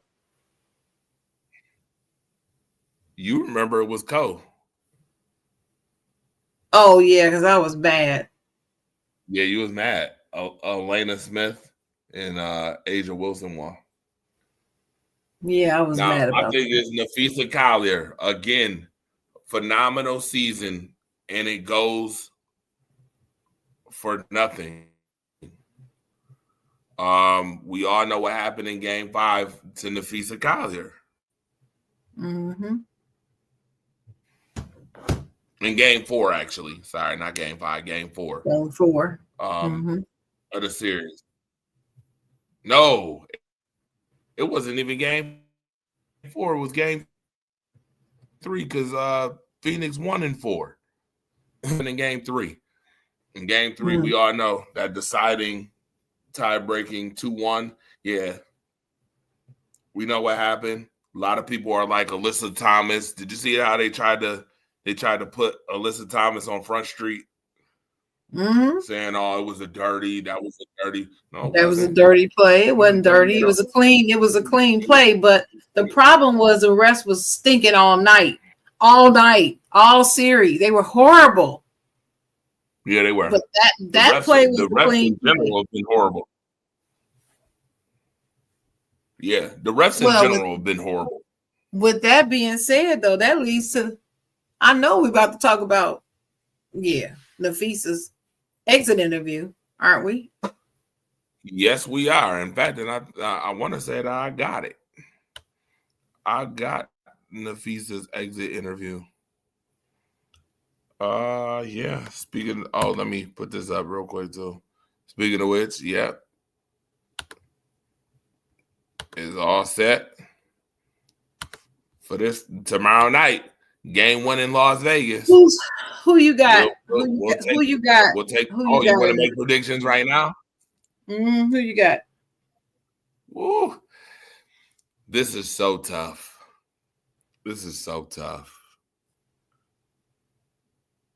I see two phenomenal teams. Who do you want to win, and who do you think is gonna win? Let's do both. I'm actually happy. I'd be happy if either or win. I'm gonna be honest with you. I love the Phoenix Mercury, that team and their roster construction. Again, we talk about roster construction. When you have Kalea Copper, Satu Sabli, AT, DeWanna Bonner, Mac, they're constructed very well, Phoenix. And that's why I wasn't shocked that they beat New York. It's because their roster construction is damn good. I mean, Satu Sabli is damn good. Kalea Copper is damn good. I mean, tell me when you hear any lies. I haven't heard it yet. A lot better. DeWanna Bonner has played damn good being in Phoenix. And she made the right choice to leave Indiana, by the way. For all y'all that was on her case about leaving Indiana, she made the right choice. She should have never been.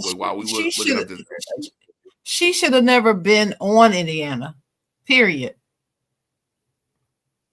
I agree with that 110%. She should have never even been there.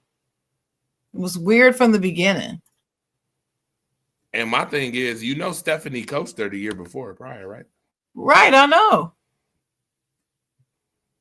They both moved there. And I'm like, what? I just knew she shouldn't have been there because of the environment. The environment, the climate of Indiana. I knew DeWanna Bonner was not going to make it in Indiana. She should never have gone there. It's Indiana. Only certain types of Black players can thrive in Indiana, in the WNBA and the NBA. It's just the way it is. Wait. Let's Sharon. I'm trying not to bring you about to make me gun them. That's my thing now. Come here. Let me snipe you. I'm finna gun you. Finna gun your ass. I'm finna gun what's her name? Once again, I am very, very, very close on this show to opening up. You said certain. Say that comment again that you just said. Certain what? Black players do not. It takes a certain kind of black player to do well on sports teams in Indiana, and that's a fact. This is not based upon some victim playing bullcrap narrative that some people like to put out. It's the truth. And I've been watching sports a long time, and I'm telling you, this is a fact. And if you listen to any black players who used to play for the Pacers, they will tell you that.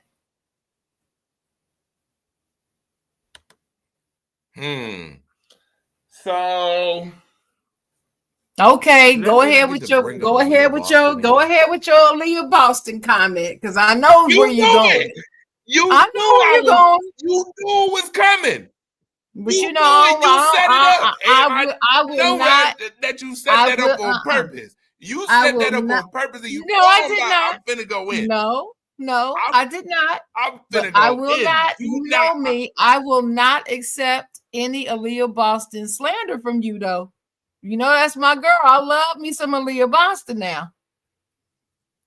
So tread lightly, champ.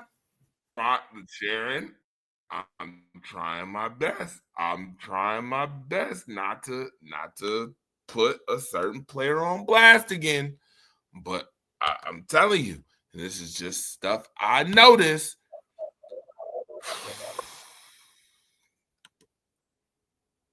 Okay. I'm going to just say this, and I'm going to leave it at that. I'm going to leave it at this. Aaliyah Boston, I'm going to say this directly, and I hope somebody clipped this so I can say it to you. Aaliyah Boston, I get it that you play for a team and that on that team there's a certain loyalty. But to me, there are certain loyalties that go farther and beyond the loyalty of just playing with someone. Playing with someone isn't forever. The loyalty of things that happen when it speaks about your own culture is another loyalty. And to me, you have failed in my eyes when it comes to that. And that is what upsets me about Aaliyah Boston. Once again, and I just had to watch this again the other night, when they asked her about the whole DeWanna Bonner situation and the fact that she played that off so abruptly and just so, well, I don't want nothing to do, yada, yada, yada. I felt like there was so much more as somebody who plays in Indiana and somebody that's looked up to as such, that she could have honestly, at that moment, said, yeah, I don't appreciate our fans doing that, yada, yada, yada, and that it's not tolerated. The fact that you said, oh, well, we were focused on winning the game. There's plenty of players in the WNBA who focus on winning and still can speak out, such as Alyssa Thomas, who spoke out. Mind you, I just want to remind y'all, guess where Alyssa Thomas is right now and guess where Aaliyah Boston is right now? To me, divine intervention catches up at one point or another. When you go to look the other way about certain shit, divine intervention catches up. And to me personally, I just feel like it's divine intervention and funny that AT is now in the finals and you're at home on the couch. You had an opportunity to speak up and you shut the fuck up. You didn't say nothing. You acted like it was nothing. It didn't matter to you. Oh, that's not, it's not mine. To me, I will never like that comment. I will never like that. I get it. And that's not the first situation with her, though. No, she's done it before. I get it. Yeah. I get it. But Dre. Not okay with that shit. But Dre. Some professional athletes are just not going to speak up in that way. I get it. They're just not. I guess they're not. She's not Aaliyah Boston working at who's let's say vice president of marketing at IBM. She's not her, because while she might make a lot of money as vice president of marketing at IBM, the whole doggone country doesn't know her if she's working at IBM. But they know her because she's Aaliyah Boston. She's in ads. She's on the podcast. She plays for the Fever. She was the #1 draft pick. She was a rookie of the year 2 seasons ago. That I mean, it does make a difference. It's a lot of responsibility. Yes, she could use her platform. It would be nice if she did. I don't hold her feet to the fire on that as much as you do. I'm not saying that you're wrong and I'm right. I'm not saying that. I'm just saying that I would feel differently if it was a different player. Aaliyah is a different player. I'm looking at her personality in general. Yeah. But if you watch her with Chiney Ogwumike, you watch those two when they're together. You mean Candace Parker? No, I'm talking about when they're together, when they do their reporting things together, like special occasions. Yes. When those two work together. Now, when she's with Candace, it's a whole different vibe when she's with Candace. But when she's with Chiney is the gregarious one. Chiney will tell you. Yeah. But Aaliyah is not the one that's really going to say it. Candace will tell you. But Aaliyah's not going to, she takes more of the high road. It's like she lives up there. I don't know if I would call her. I'm going to make excuses for her. I wish she would use her platform to do more with it, but I get it. It just, I don't see her as one that would do that. I see Asia for what she's doing. I can see her doing it. I would see Angel doing that. I would see Kelsey doing that. Certain ones, but others I wouldn't expect that from. Just don't. Mm. Yeah, I totally hear what you're saying, and you're right. You're right about that. I could really be wrong. I could.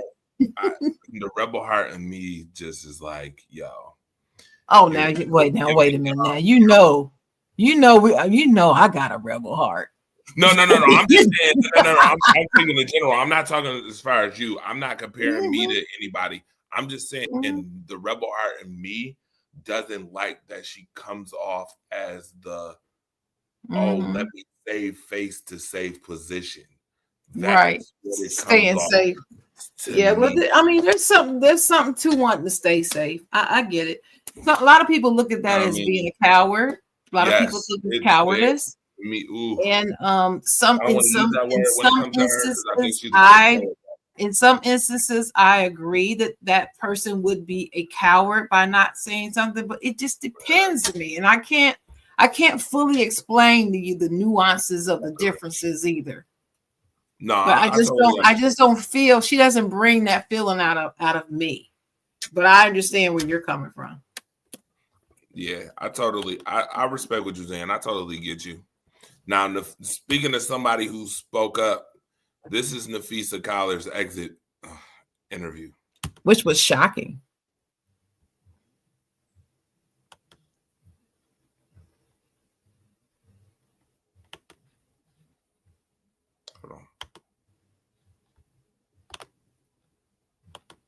Is not about when you're losing. It's about something. First of all, I'd like to congratulate the Mercury for advancing to the finals. And I want to be clear, this conversation is not about when you're losing. It's about something much bigger. The real threat to our league isn't money, it isn't ratings, or even missed calls, or even physical play. It's the lack of accountability from the league office. Since I've been in the league, you've heard the constant concerns about officiating, and it has now reached levels of inconsistency that plague our sport and undermine the integrity in which it operates. Whether the league cares about the health of the players is one thing, but to also not care about the product we put on the floor is truly self-sabotage. Year after year, the only thing that remains consistent is a lack of accountability from our leaders. Sorry, I had to walk here in my boot. I'm kind of. The league has a buzzword that they've rolled out as talking points for the CBA as to why they can't pay the players what we're worth. That word is sustainability. But what's truly unsustainable is keeping a good product on the floor while allowing officials to lose control of games. Fans see it every night. Coaches, both winning and leadership, just issues fines and looks the other way. They ignore the issues that everyone inside the game is begging to be fixed. That is negligence.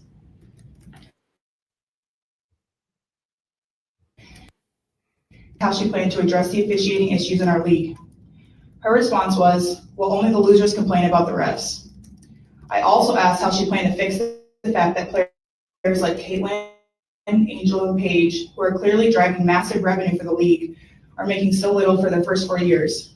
Her response was, Caitlin should be grateful she makes $60 million off the court, because without the platform that the WNBA gives her, she wouldn't make anything. In that same conversation, she told me players should be on their knees thanking their lucky stars for the media rights deal that I got them.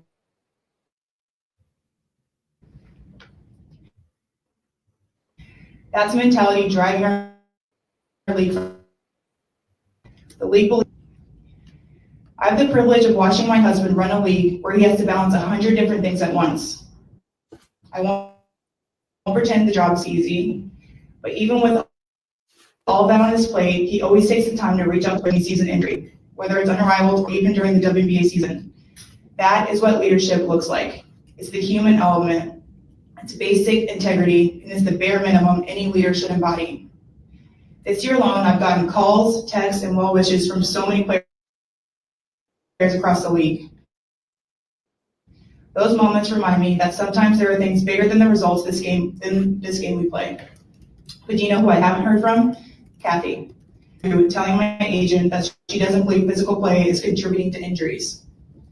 That is infuriating, and it's the perfect example of the tone-deaf, dismissive approach that our leaders always seem to take. I've finally grown tired.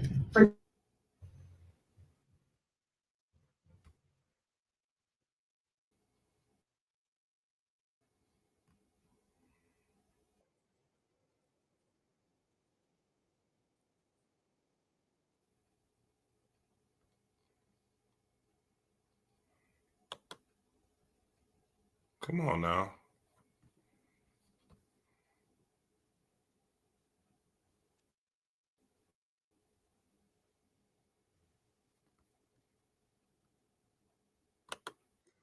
It's about control and power. I've earned this platform and I paid the price to get here, and now I have a responsibility to speak on behalf of the fans and everyone in this league that deserves better. Our leadership's answer to being held accountable is to suppress everyone's voices by handing out fines. I'm not concerned about a fine. I'm concerned about the future of our sport. At some point, everyone deserves to hear the truth from someone who I hope has earned the benefit of doubt to fight what is right and fair for our athletes and our fans. We have the best players in the world. We have the best fans in the world. But right now, we have the worst. But unfortunately for them,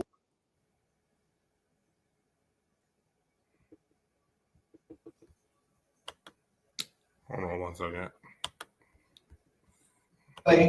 But unfortunately for them, I do. We serve a league that has shown they think championship coaches and Hall of Fame players are dispensable, and that's fine, it's professional sports. But I will not stand quietly by and allow different standards to be applied at the league level. Thank you. Nafisa, do you still read that statement if you're celebrating a champion? Wow! Wait a minute.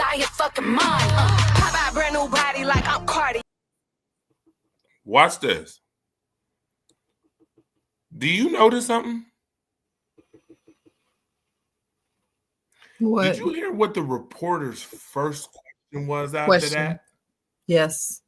And see, that's the first time I heard or paid attention to that question. Repeat what he said the question is. The question he was about to ask was, do you still have this to say if you're hoisting a championship? Yeah, that's what they always make it about. Yo! And of course, I would have slapped the dog shit out of him. I'm sorry. I'd have cussed him out. Yo, yeah. I would have cussed him out. Mm-hmm. I'm sorry. I probably would have lost all professionalism at that point. I would have cussed him out. That is the most demeaning, disgusting question you can ask right after what you just heard.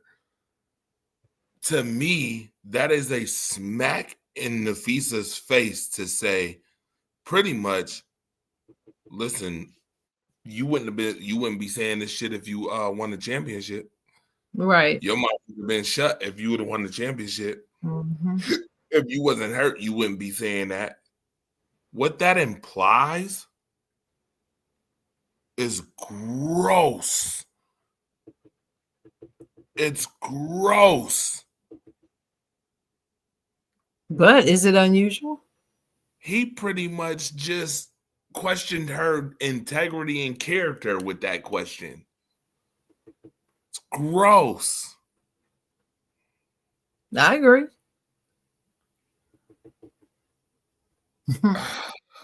I tell you what. This is why we can't never have shit. We can't never have shit. Nope, we can't. As long as until we realize we can change it, it's always gonna be this way. To end the show this way, but we can't never have shit without them fucking it up or ruining it. If it don't fit your shitty ass narratives, we just can't have it. If you tell the truth about shit, you just can't have that. Well, we can't have the truth being smeared around here. Like, that is the whole temperature right now in the environment of the world. If you spread the truth around here, we can't have that. We can't have the truth coming out. We can't have the truth being told. We can't, that is fucking absurd to me. It's disgusting. It's absolutely just deplorable at this point. The fact that was the first question that was going to come out his mouth is crazy to me after what she said.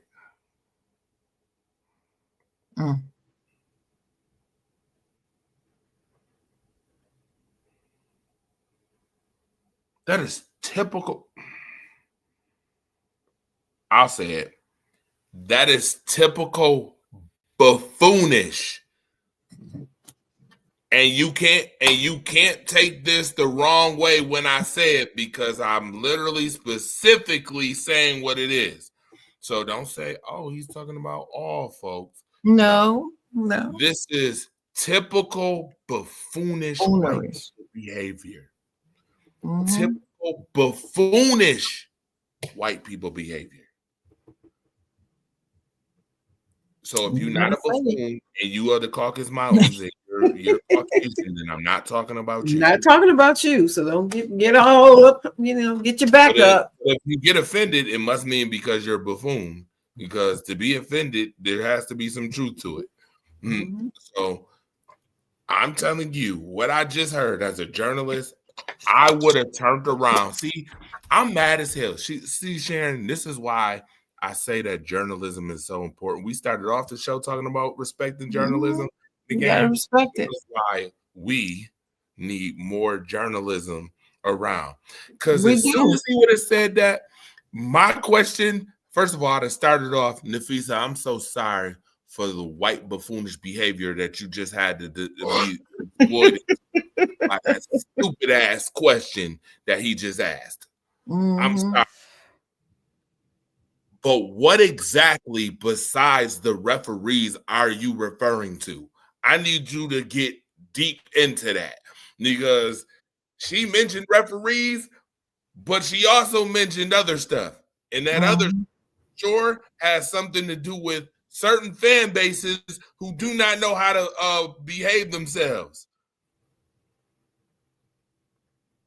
I mean, we did watch dildos get thrown on court. You think?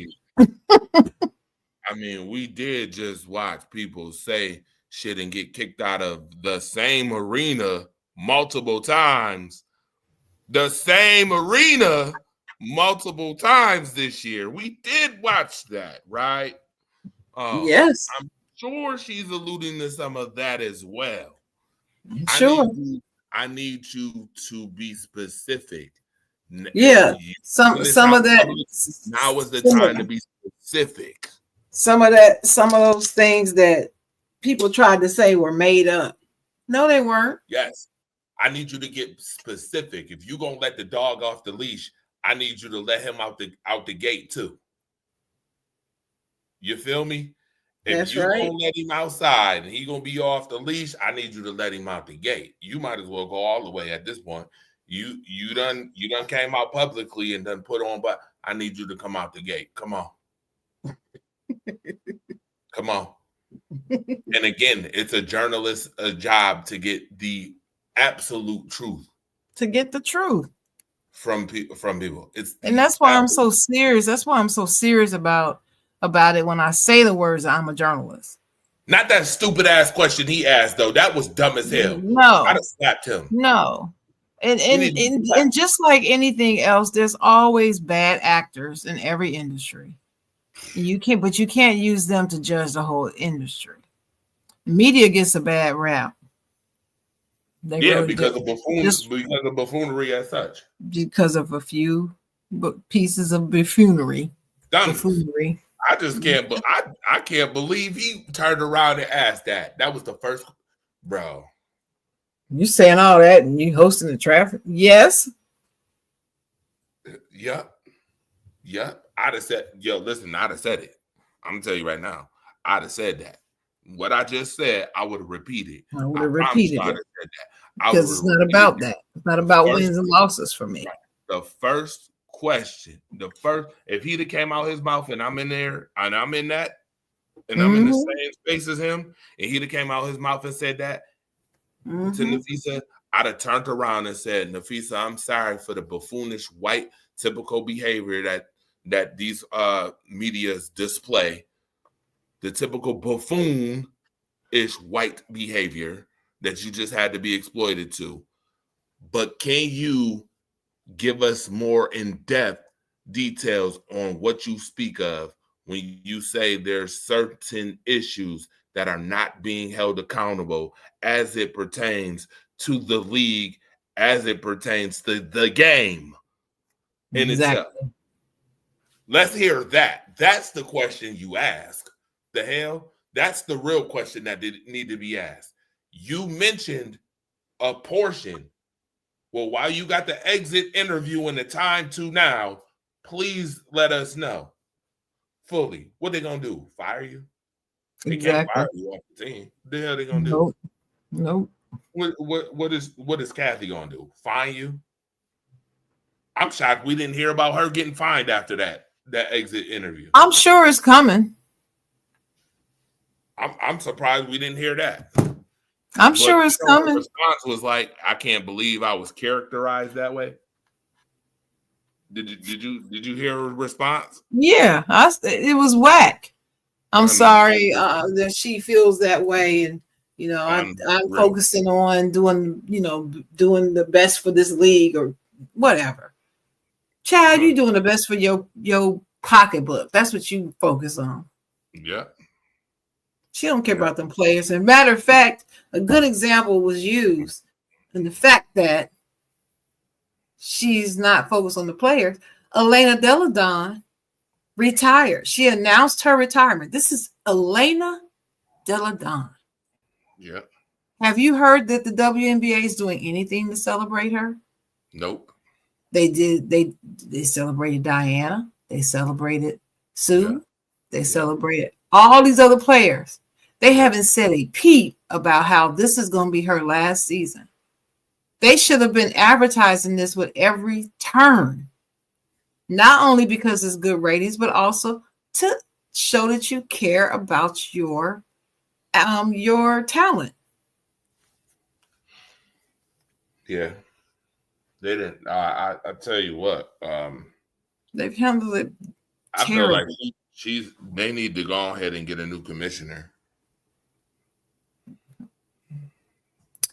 Well, is that going to happen anytime soon? I said that from the jump. When remember, see, this is why I love when we do these shows and we have these conversations, because wasn't it me and you that had this conversation months ago about what the league was going to do as it pertained to, are we going to keep pumping this narrative to make money, or are we going to actually eradicate racism? Remember that?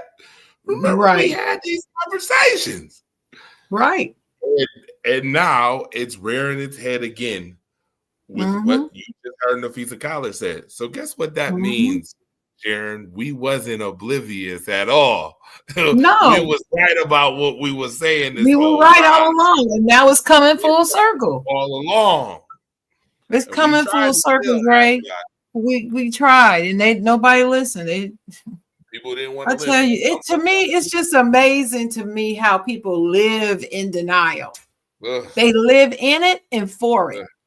Yeah. They can be presented with the facts right there on a platter. They will look this way. They don't see the platter. Ain't no platter. Is that a platter? No, that's not a platter. There's nothing in her hand. Ain't no platter. They still don't want to believe something that's right in their face. I could get political on you even and tell you some stuff, but I'm not. But you can have some stuff right in your face and they would just act like, oh, that's not really what's happening. Yeah. Okay. Got it. Got it. Good.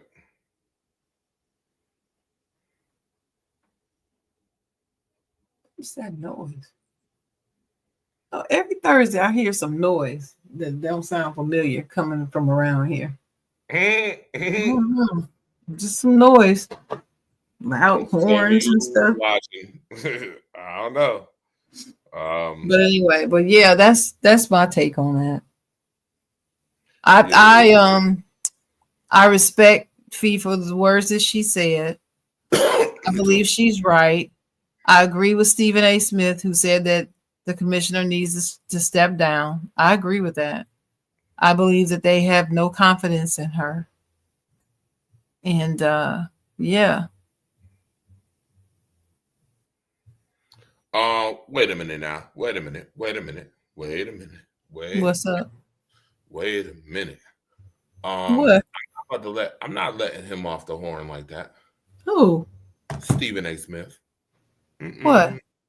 No, sir.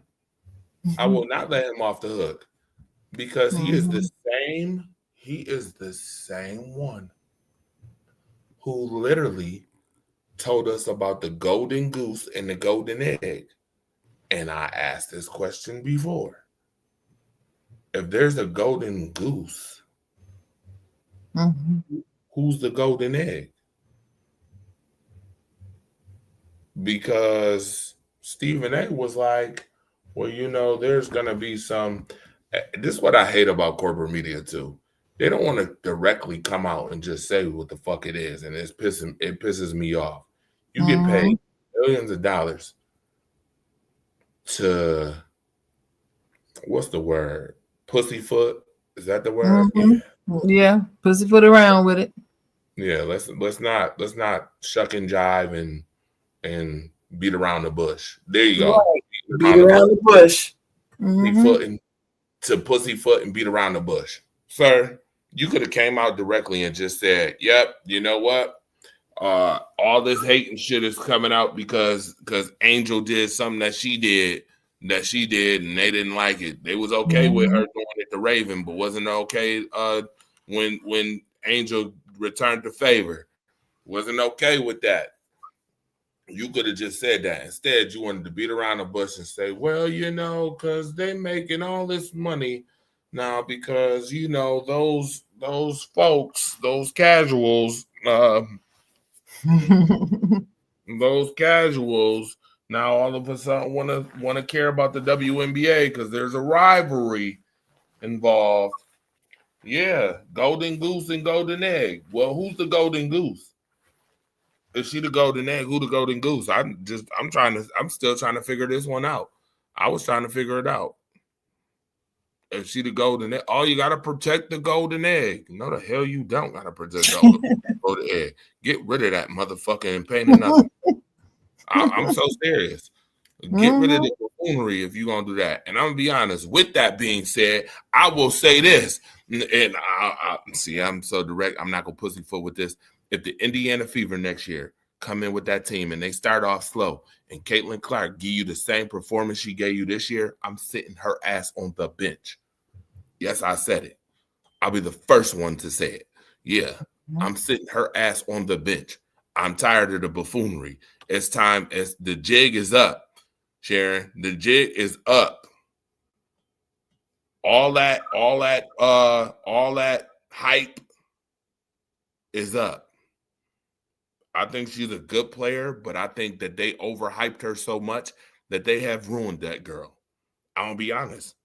I agree.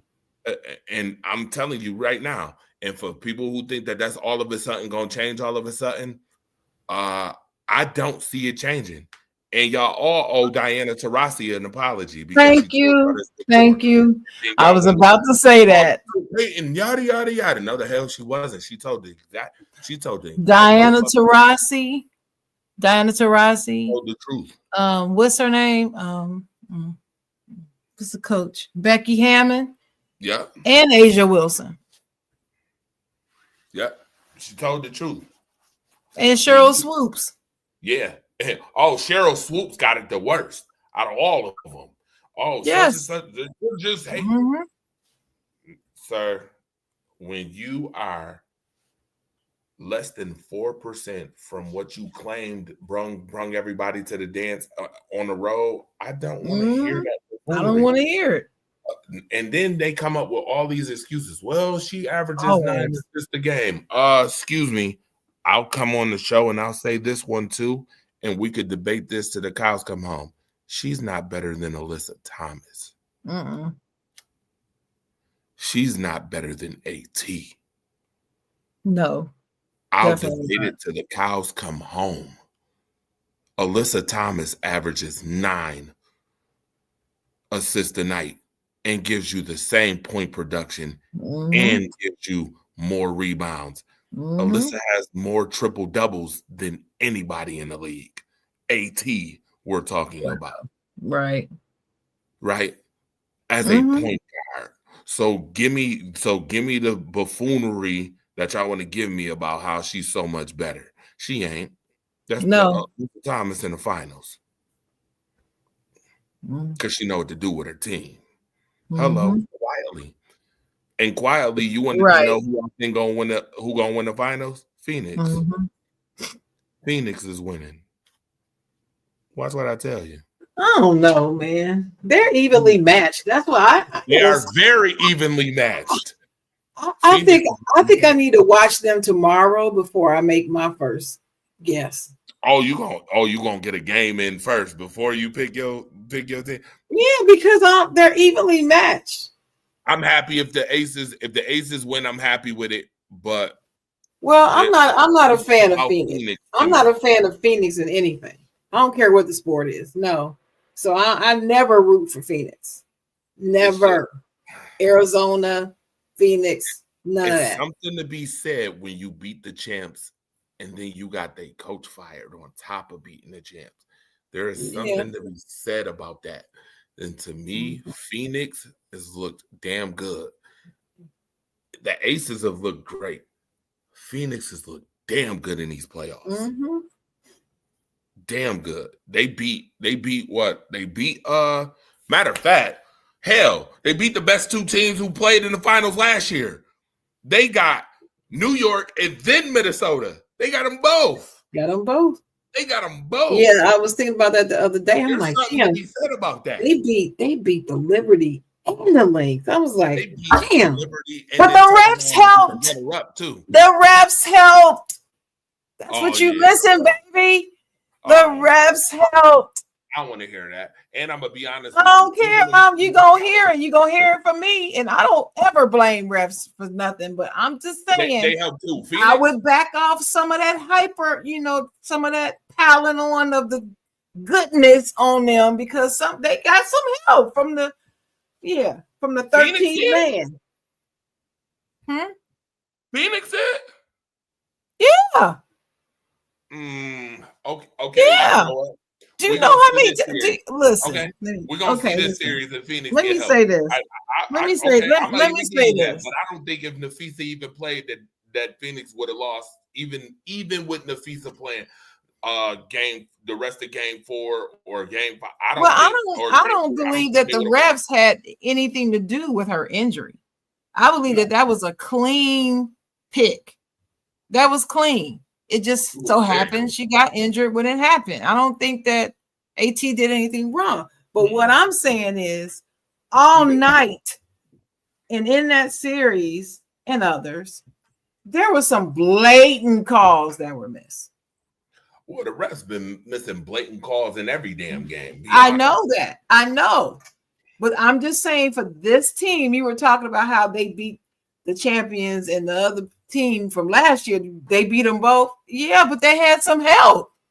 Okay, watch this though. Now they're a better team than those two teams are. Right. You are right.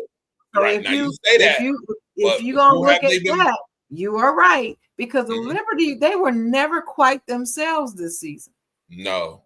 The continuity wasn't there because of all the injuries. The injuries really did not help. When Brianna went down, Jaquel went down, it didn't help at all. And they never got that same continuity back. It was too late. And then I'm telling you, Brianna Stewart is the best player on that team. But that damn Jonquel Jones, she is the glue that holds that team together. I don't care what nobody say. You're absolutely right. And that's why you've seen that team started losing games. Jonquel went down. They didn't even look the same. They didn't even look the same. And that child, that girl got a game on her. She has a game on her. I love her game. I love watching her play. The female. Love it. Yeah. That's who she reminds me of. Mm-hmm. With a just a touch higher, touch better defensive game. Because she owns that paint. You can't get your toe in that paint when she up in there. She's gonna handle you in the paint. I've seen her defensive moves. The child, when you try to do a dream shake on her in the post and see what happened, your ass be on the ground. She ain't playing. Yeah, her and she doesn't fall for the shake. Very well. Her and Angel in the paint very well. Yeah, she rarely falls for the shake. I call it the shake. She rarely falls for that. Yeah. And that's how she is. We're gonna see this series though, because you know that they always say that Asia got the special whistle. Now we're gonna see this series. Oh yeah, she mad about that. She is mad about that. Aaliyah Boston, the one who came out her mouth and said that. I know. I know, and that's the reason why Indiana went home. Because Asia was like, yeah, she said I got a special whistle. So, yeah, okay. We'll see. She was like, we'll see. Love her. Because I remember in game 5, you only had 7 points to the last 3 minutes of the game. Play basketball, Leah. That's what I'm saying. Like, sweetheart, no, but they did a good job containing her, which is rare. Aaliyah's got a good game. She do, but she got a good game. But they figured her out and they were able to contain her. They played they beat her up pretty good in the biggest games, though. In the biggest game, I've seen her shrink, and it annoys me. I'm like, Aaliyah, you supposed to be top 3 in field goal percentage, and you shrinking over here. What's going on? I'm seeing you miss these layups. Them same layups that they be on Angel Reese ass about. I'm watching Aaliyah Boston and some of these bigs miss them same layups. They do. And nobody says a word because it's not Angel. Energy for that. But I'm watching it and I'm like, not Angel. If Angel just did that, y'all would have been crucifying her right now. That's right. Like, I'm gonna be honest with you. I was hot at Jackie Young the other night. Why? Girl, you made them 2 free throws and then had a chance to win the game, and you at the damn basket and you missed that damn layup. I thought she was selling it. I really did. For a hot second, I'm like, oh, I know this girl didn't just sell it for them. I know she didn't just miss that layup like that.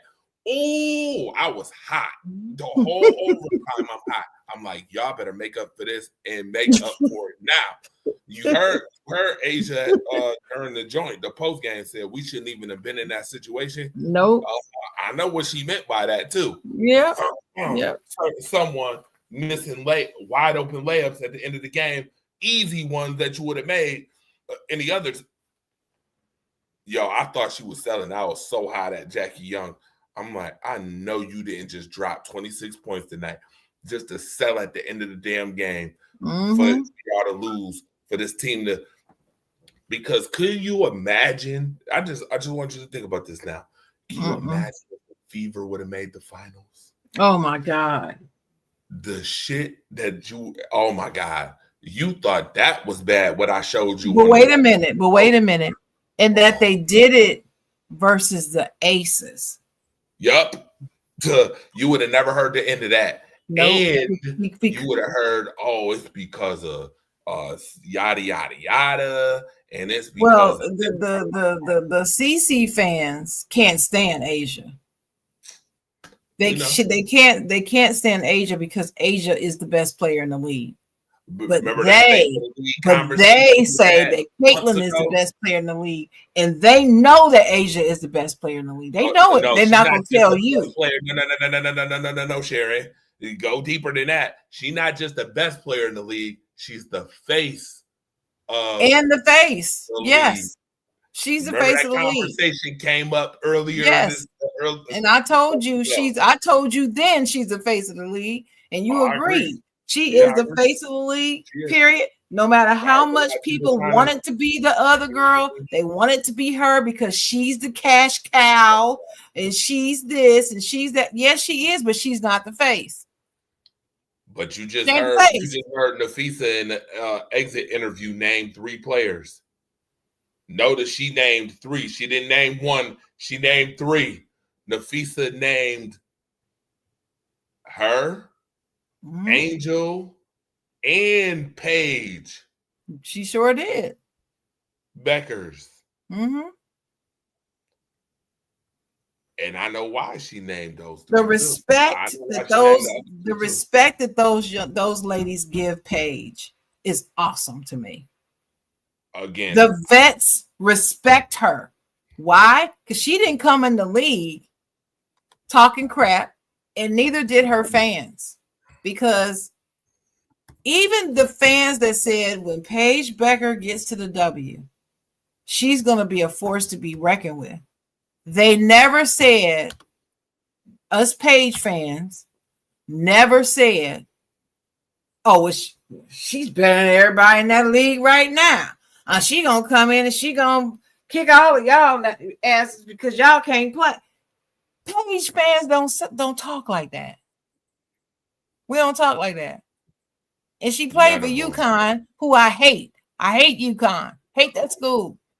I hate any teams that was ever, any school that was ever made up that the Big East. I don't like none of them. Okay. And that's one included. I don't like UConn at all, but that child can ball. You hear me? She can ball. And outside of balling, she's humble. Yes. She's humble. And she's caring. She believes in her community. I'm not understanding. That's the person you make the face of your league. If you're gonna make somebody the face of your league in future, that's the person you make the face of her league. She is loved and lovable by like everybody. Yeah. Everybody. She's just Paige. Like, some players or people, just people in the public eye, are a little more socially awkward than others. Yeah. And that's how I see Caitlin Clark. I've never talked about this publicly, but that's how I see her. And I feel like that's part of the reason why she doesn't say more that she could from her platform. Because she's Caitlin. I'm not talking about Lee, I'm talking about Caitlin. I believe that she's socially awkward. That's what I believe.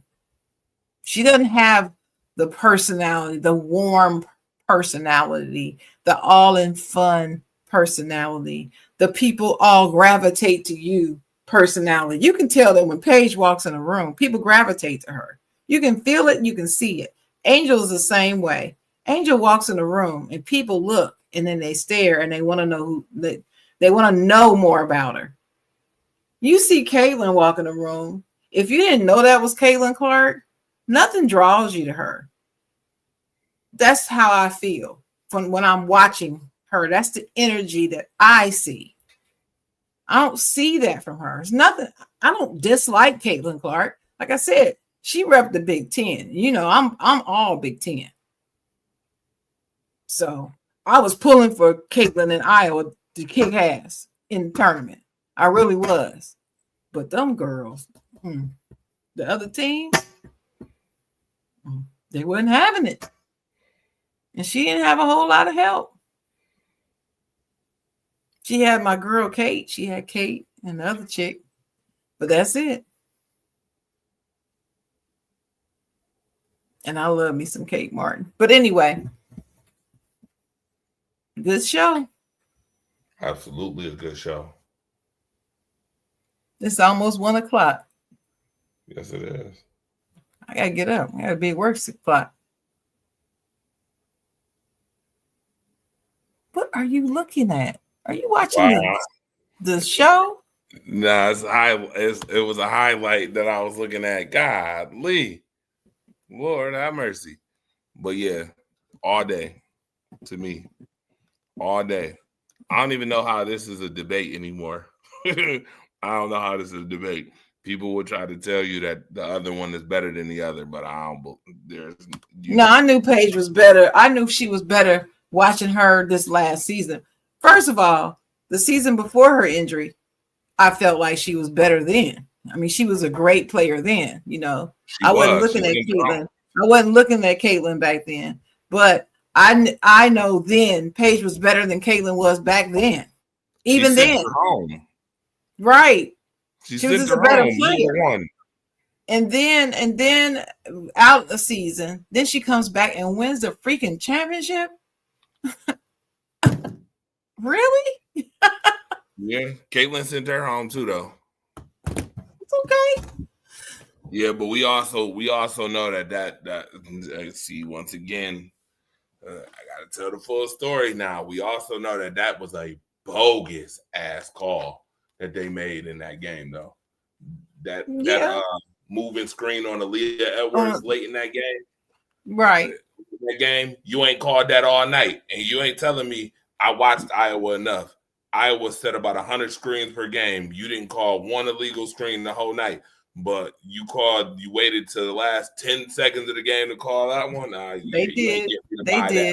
And the last 10 seconds of the game is the last 10 seconds of the game is the time that you don't call stuff like that. Yeah. So my sister played, and she was a part of the LA Sparks. Tawan Slaughter. She actually was on the LA Sparks years ago, and even she said that was not the time to call that at all. No, it wasn't. So when I heard that, I was like, oh yeah, see, I already know what was up with that. They wanted that lick back. You know they wanted that lick back for sure. They wanted that. Plus, they wanted the South Carolina. You know they wanted that because then we got to see what happened. UConn destroyed South Carolina twice the next year. They did. I didn't want to see that. They did. UConn destroyed. They did. They did. You know, every team has a team that they need to get over. You know what I mean? Every team has one. That's the only reason why I'm a little nervous about Phoenix with the Aces. And I was nervous about Seattle too. I knew that was gonna be close. Yes, be nervous. I'm taking Phoenix, though. I'm gonna tell you this right now. I'm taking Phoenix. No, I'm sticking. Go ahead and take the I'm gonna Aces. stick with the Aces. I'm gonna stick with the Aces. I don't know that Becky Hammond. Be happy for the Aces to win. That Becky Hammond can coach, man. She can coach her ass off. Yeah, Nate can too, though. Yeah, all right. Yeah, all right. But I do like Becky. I do like Becky Hammond.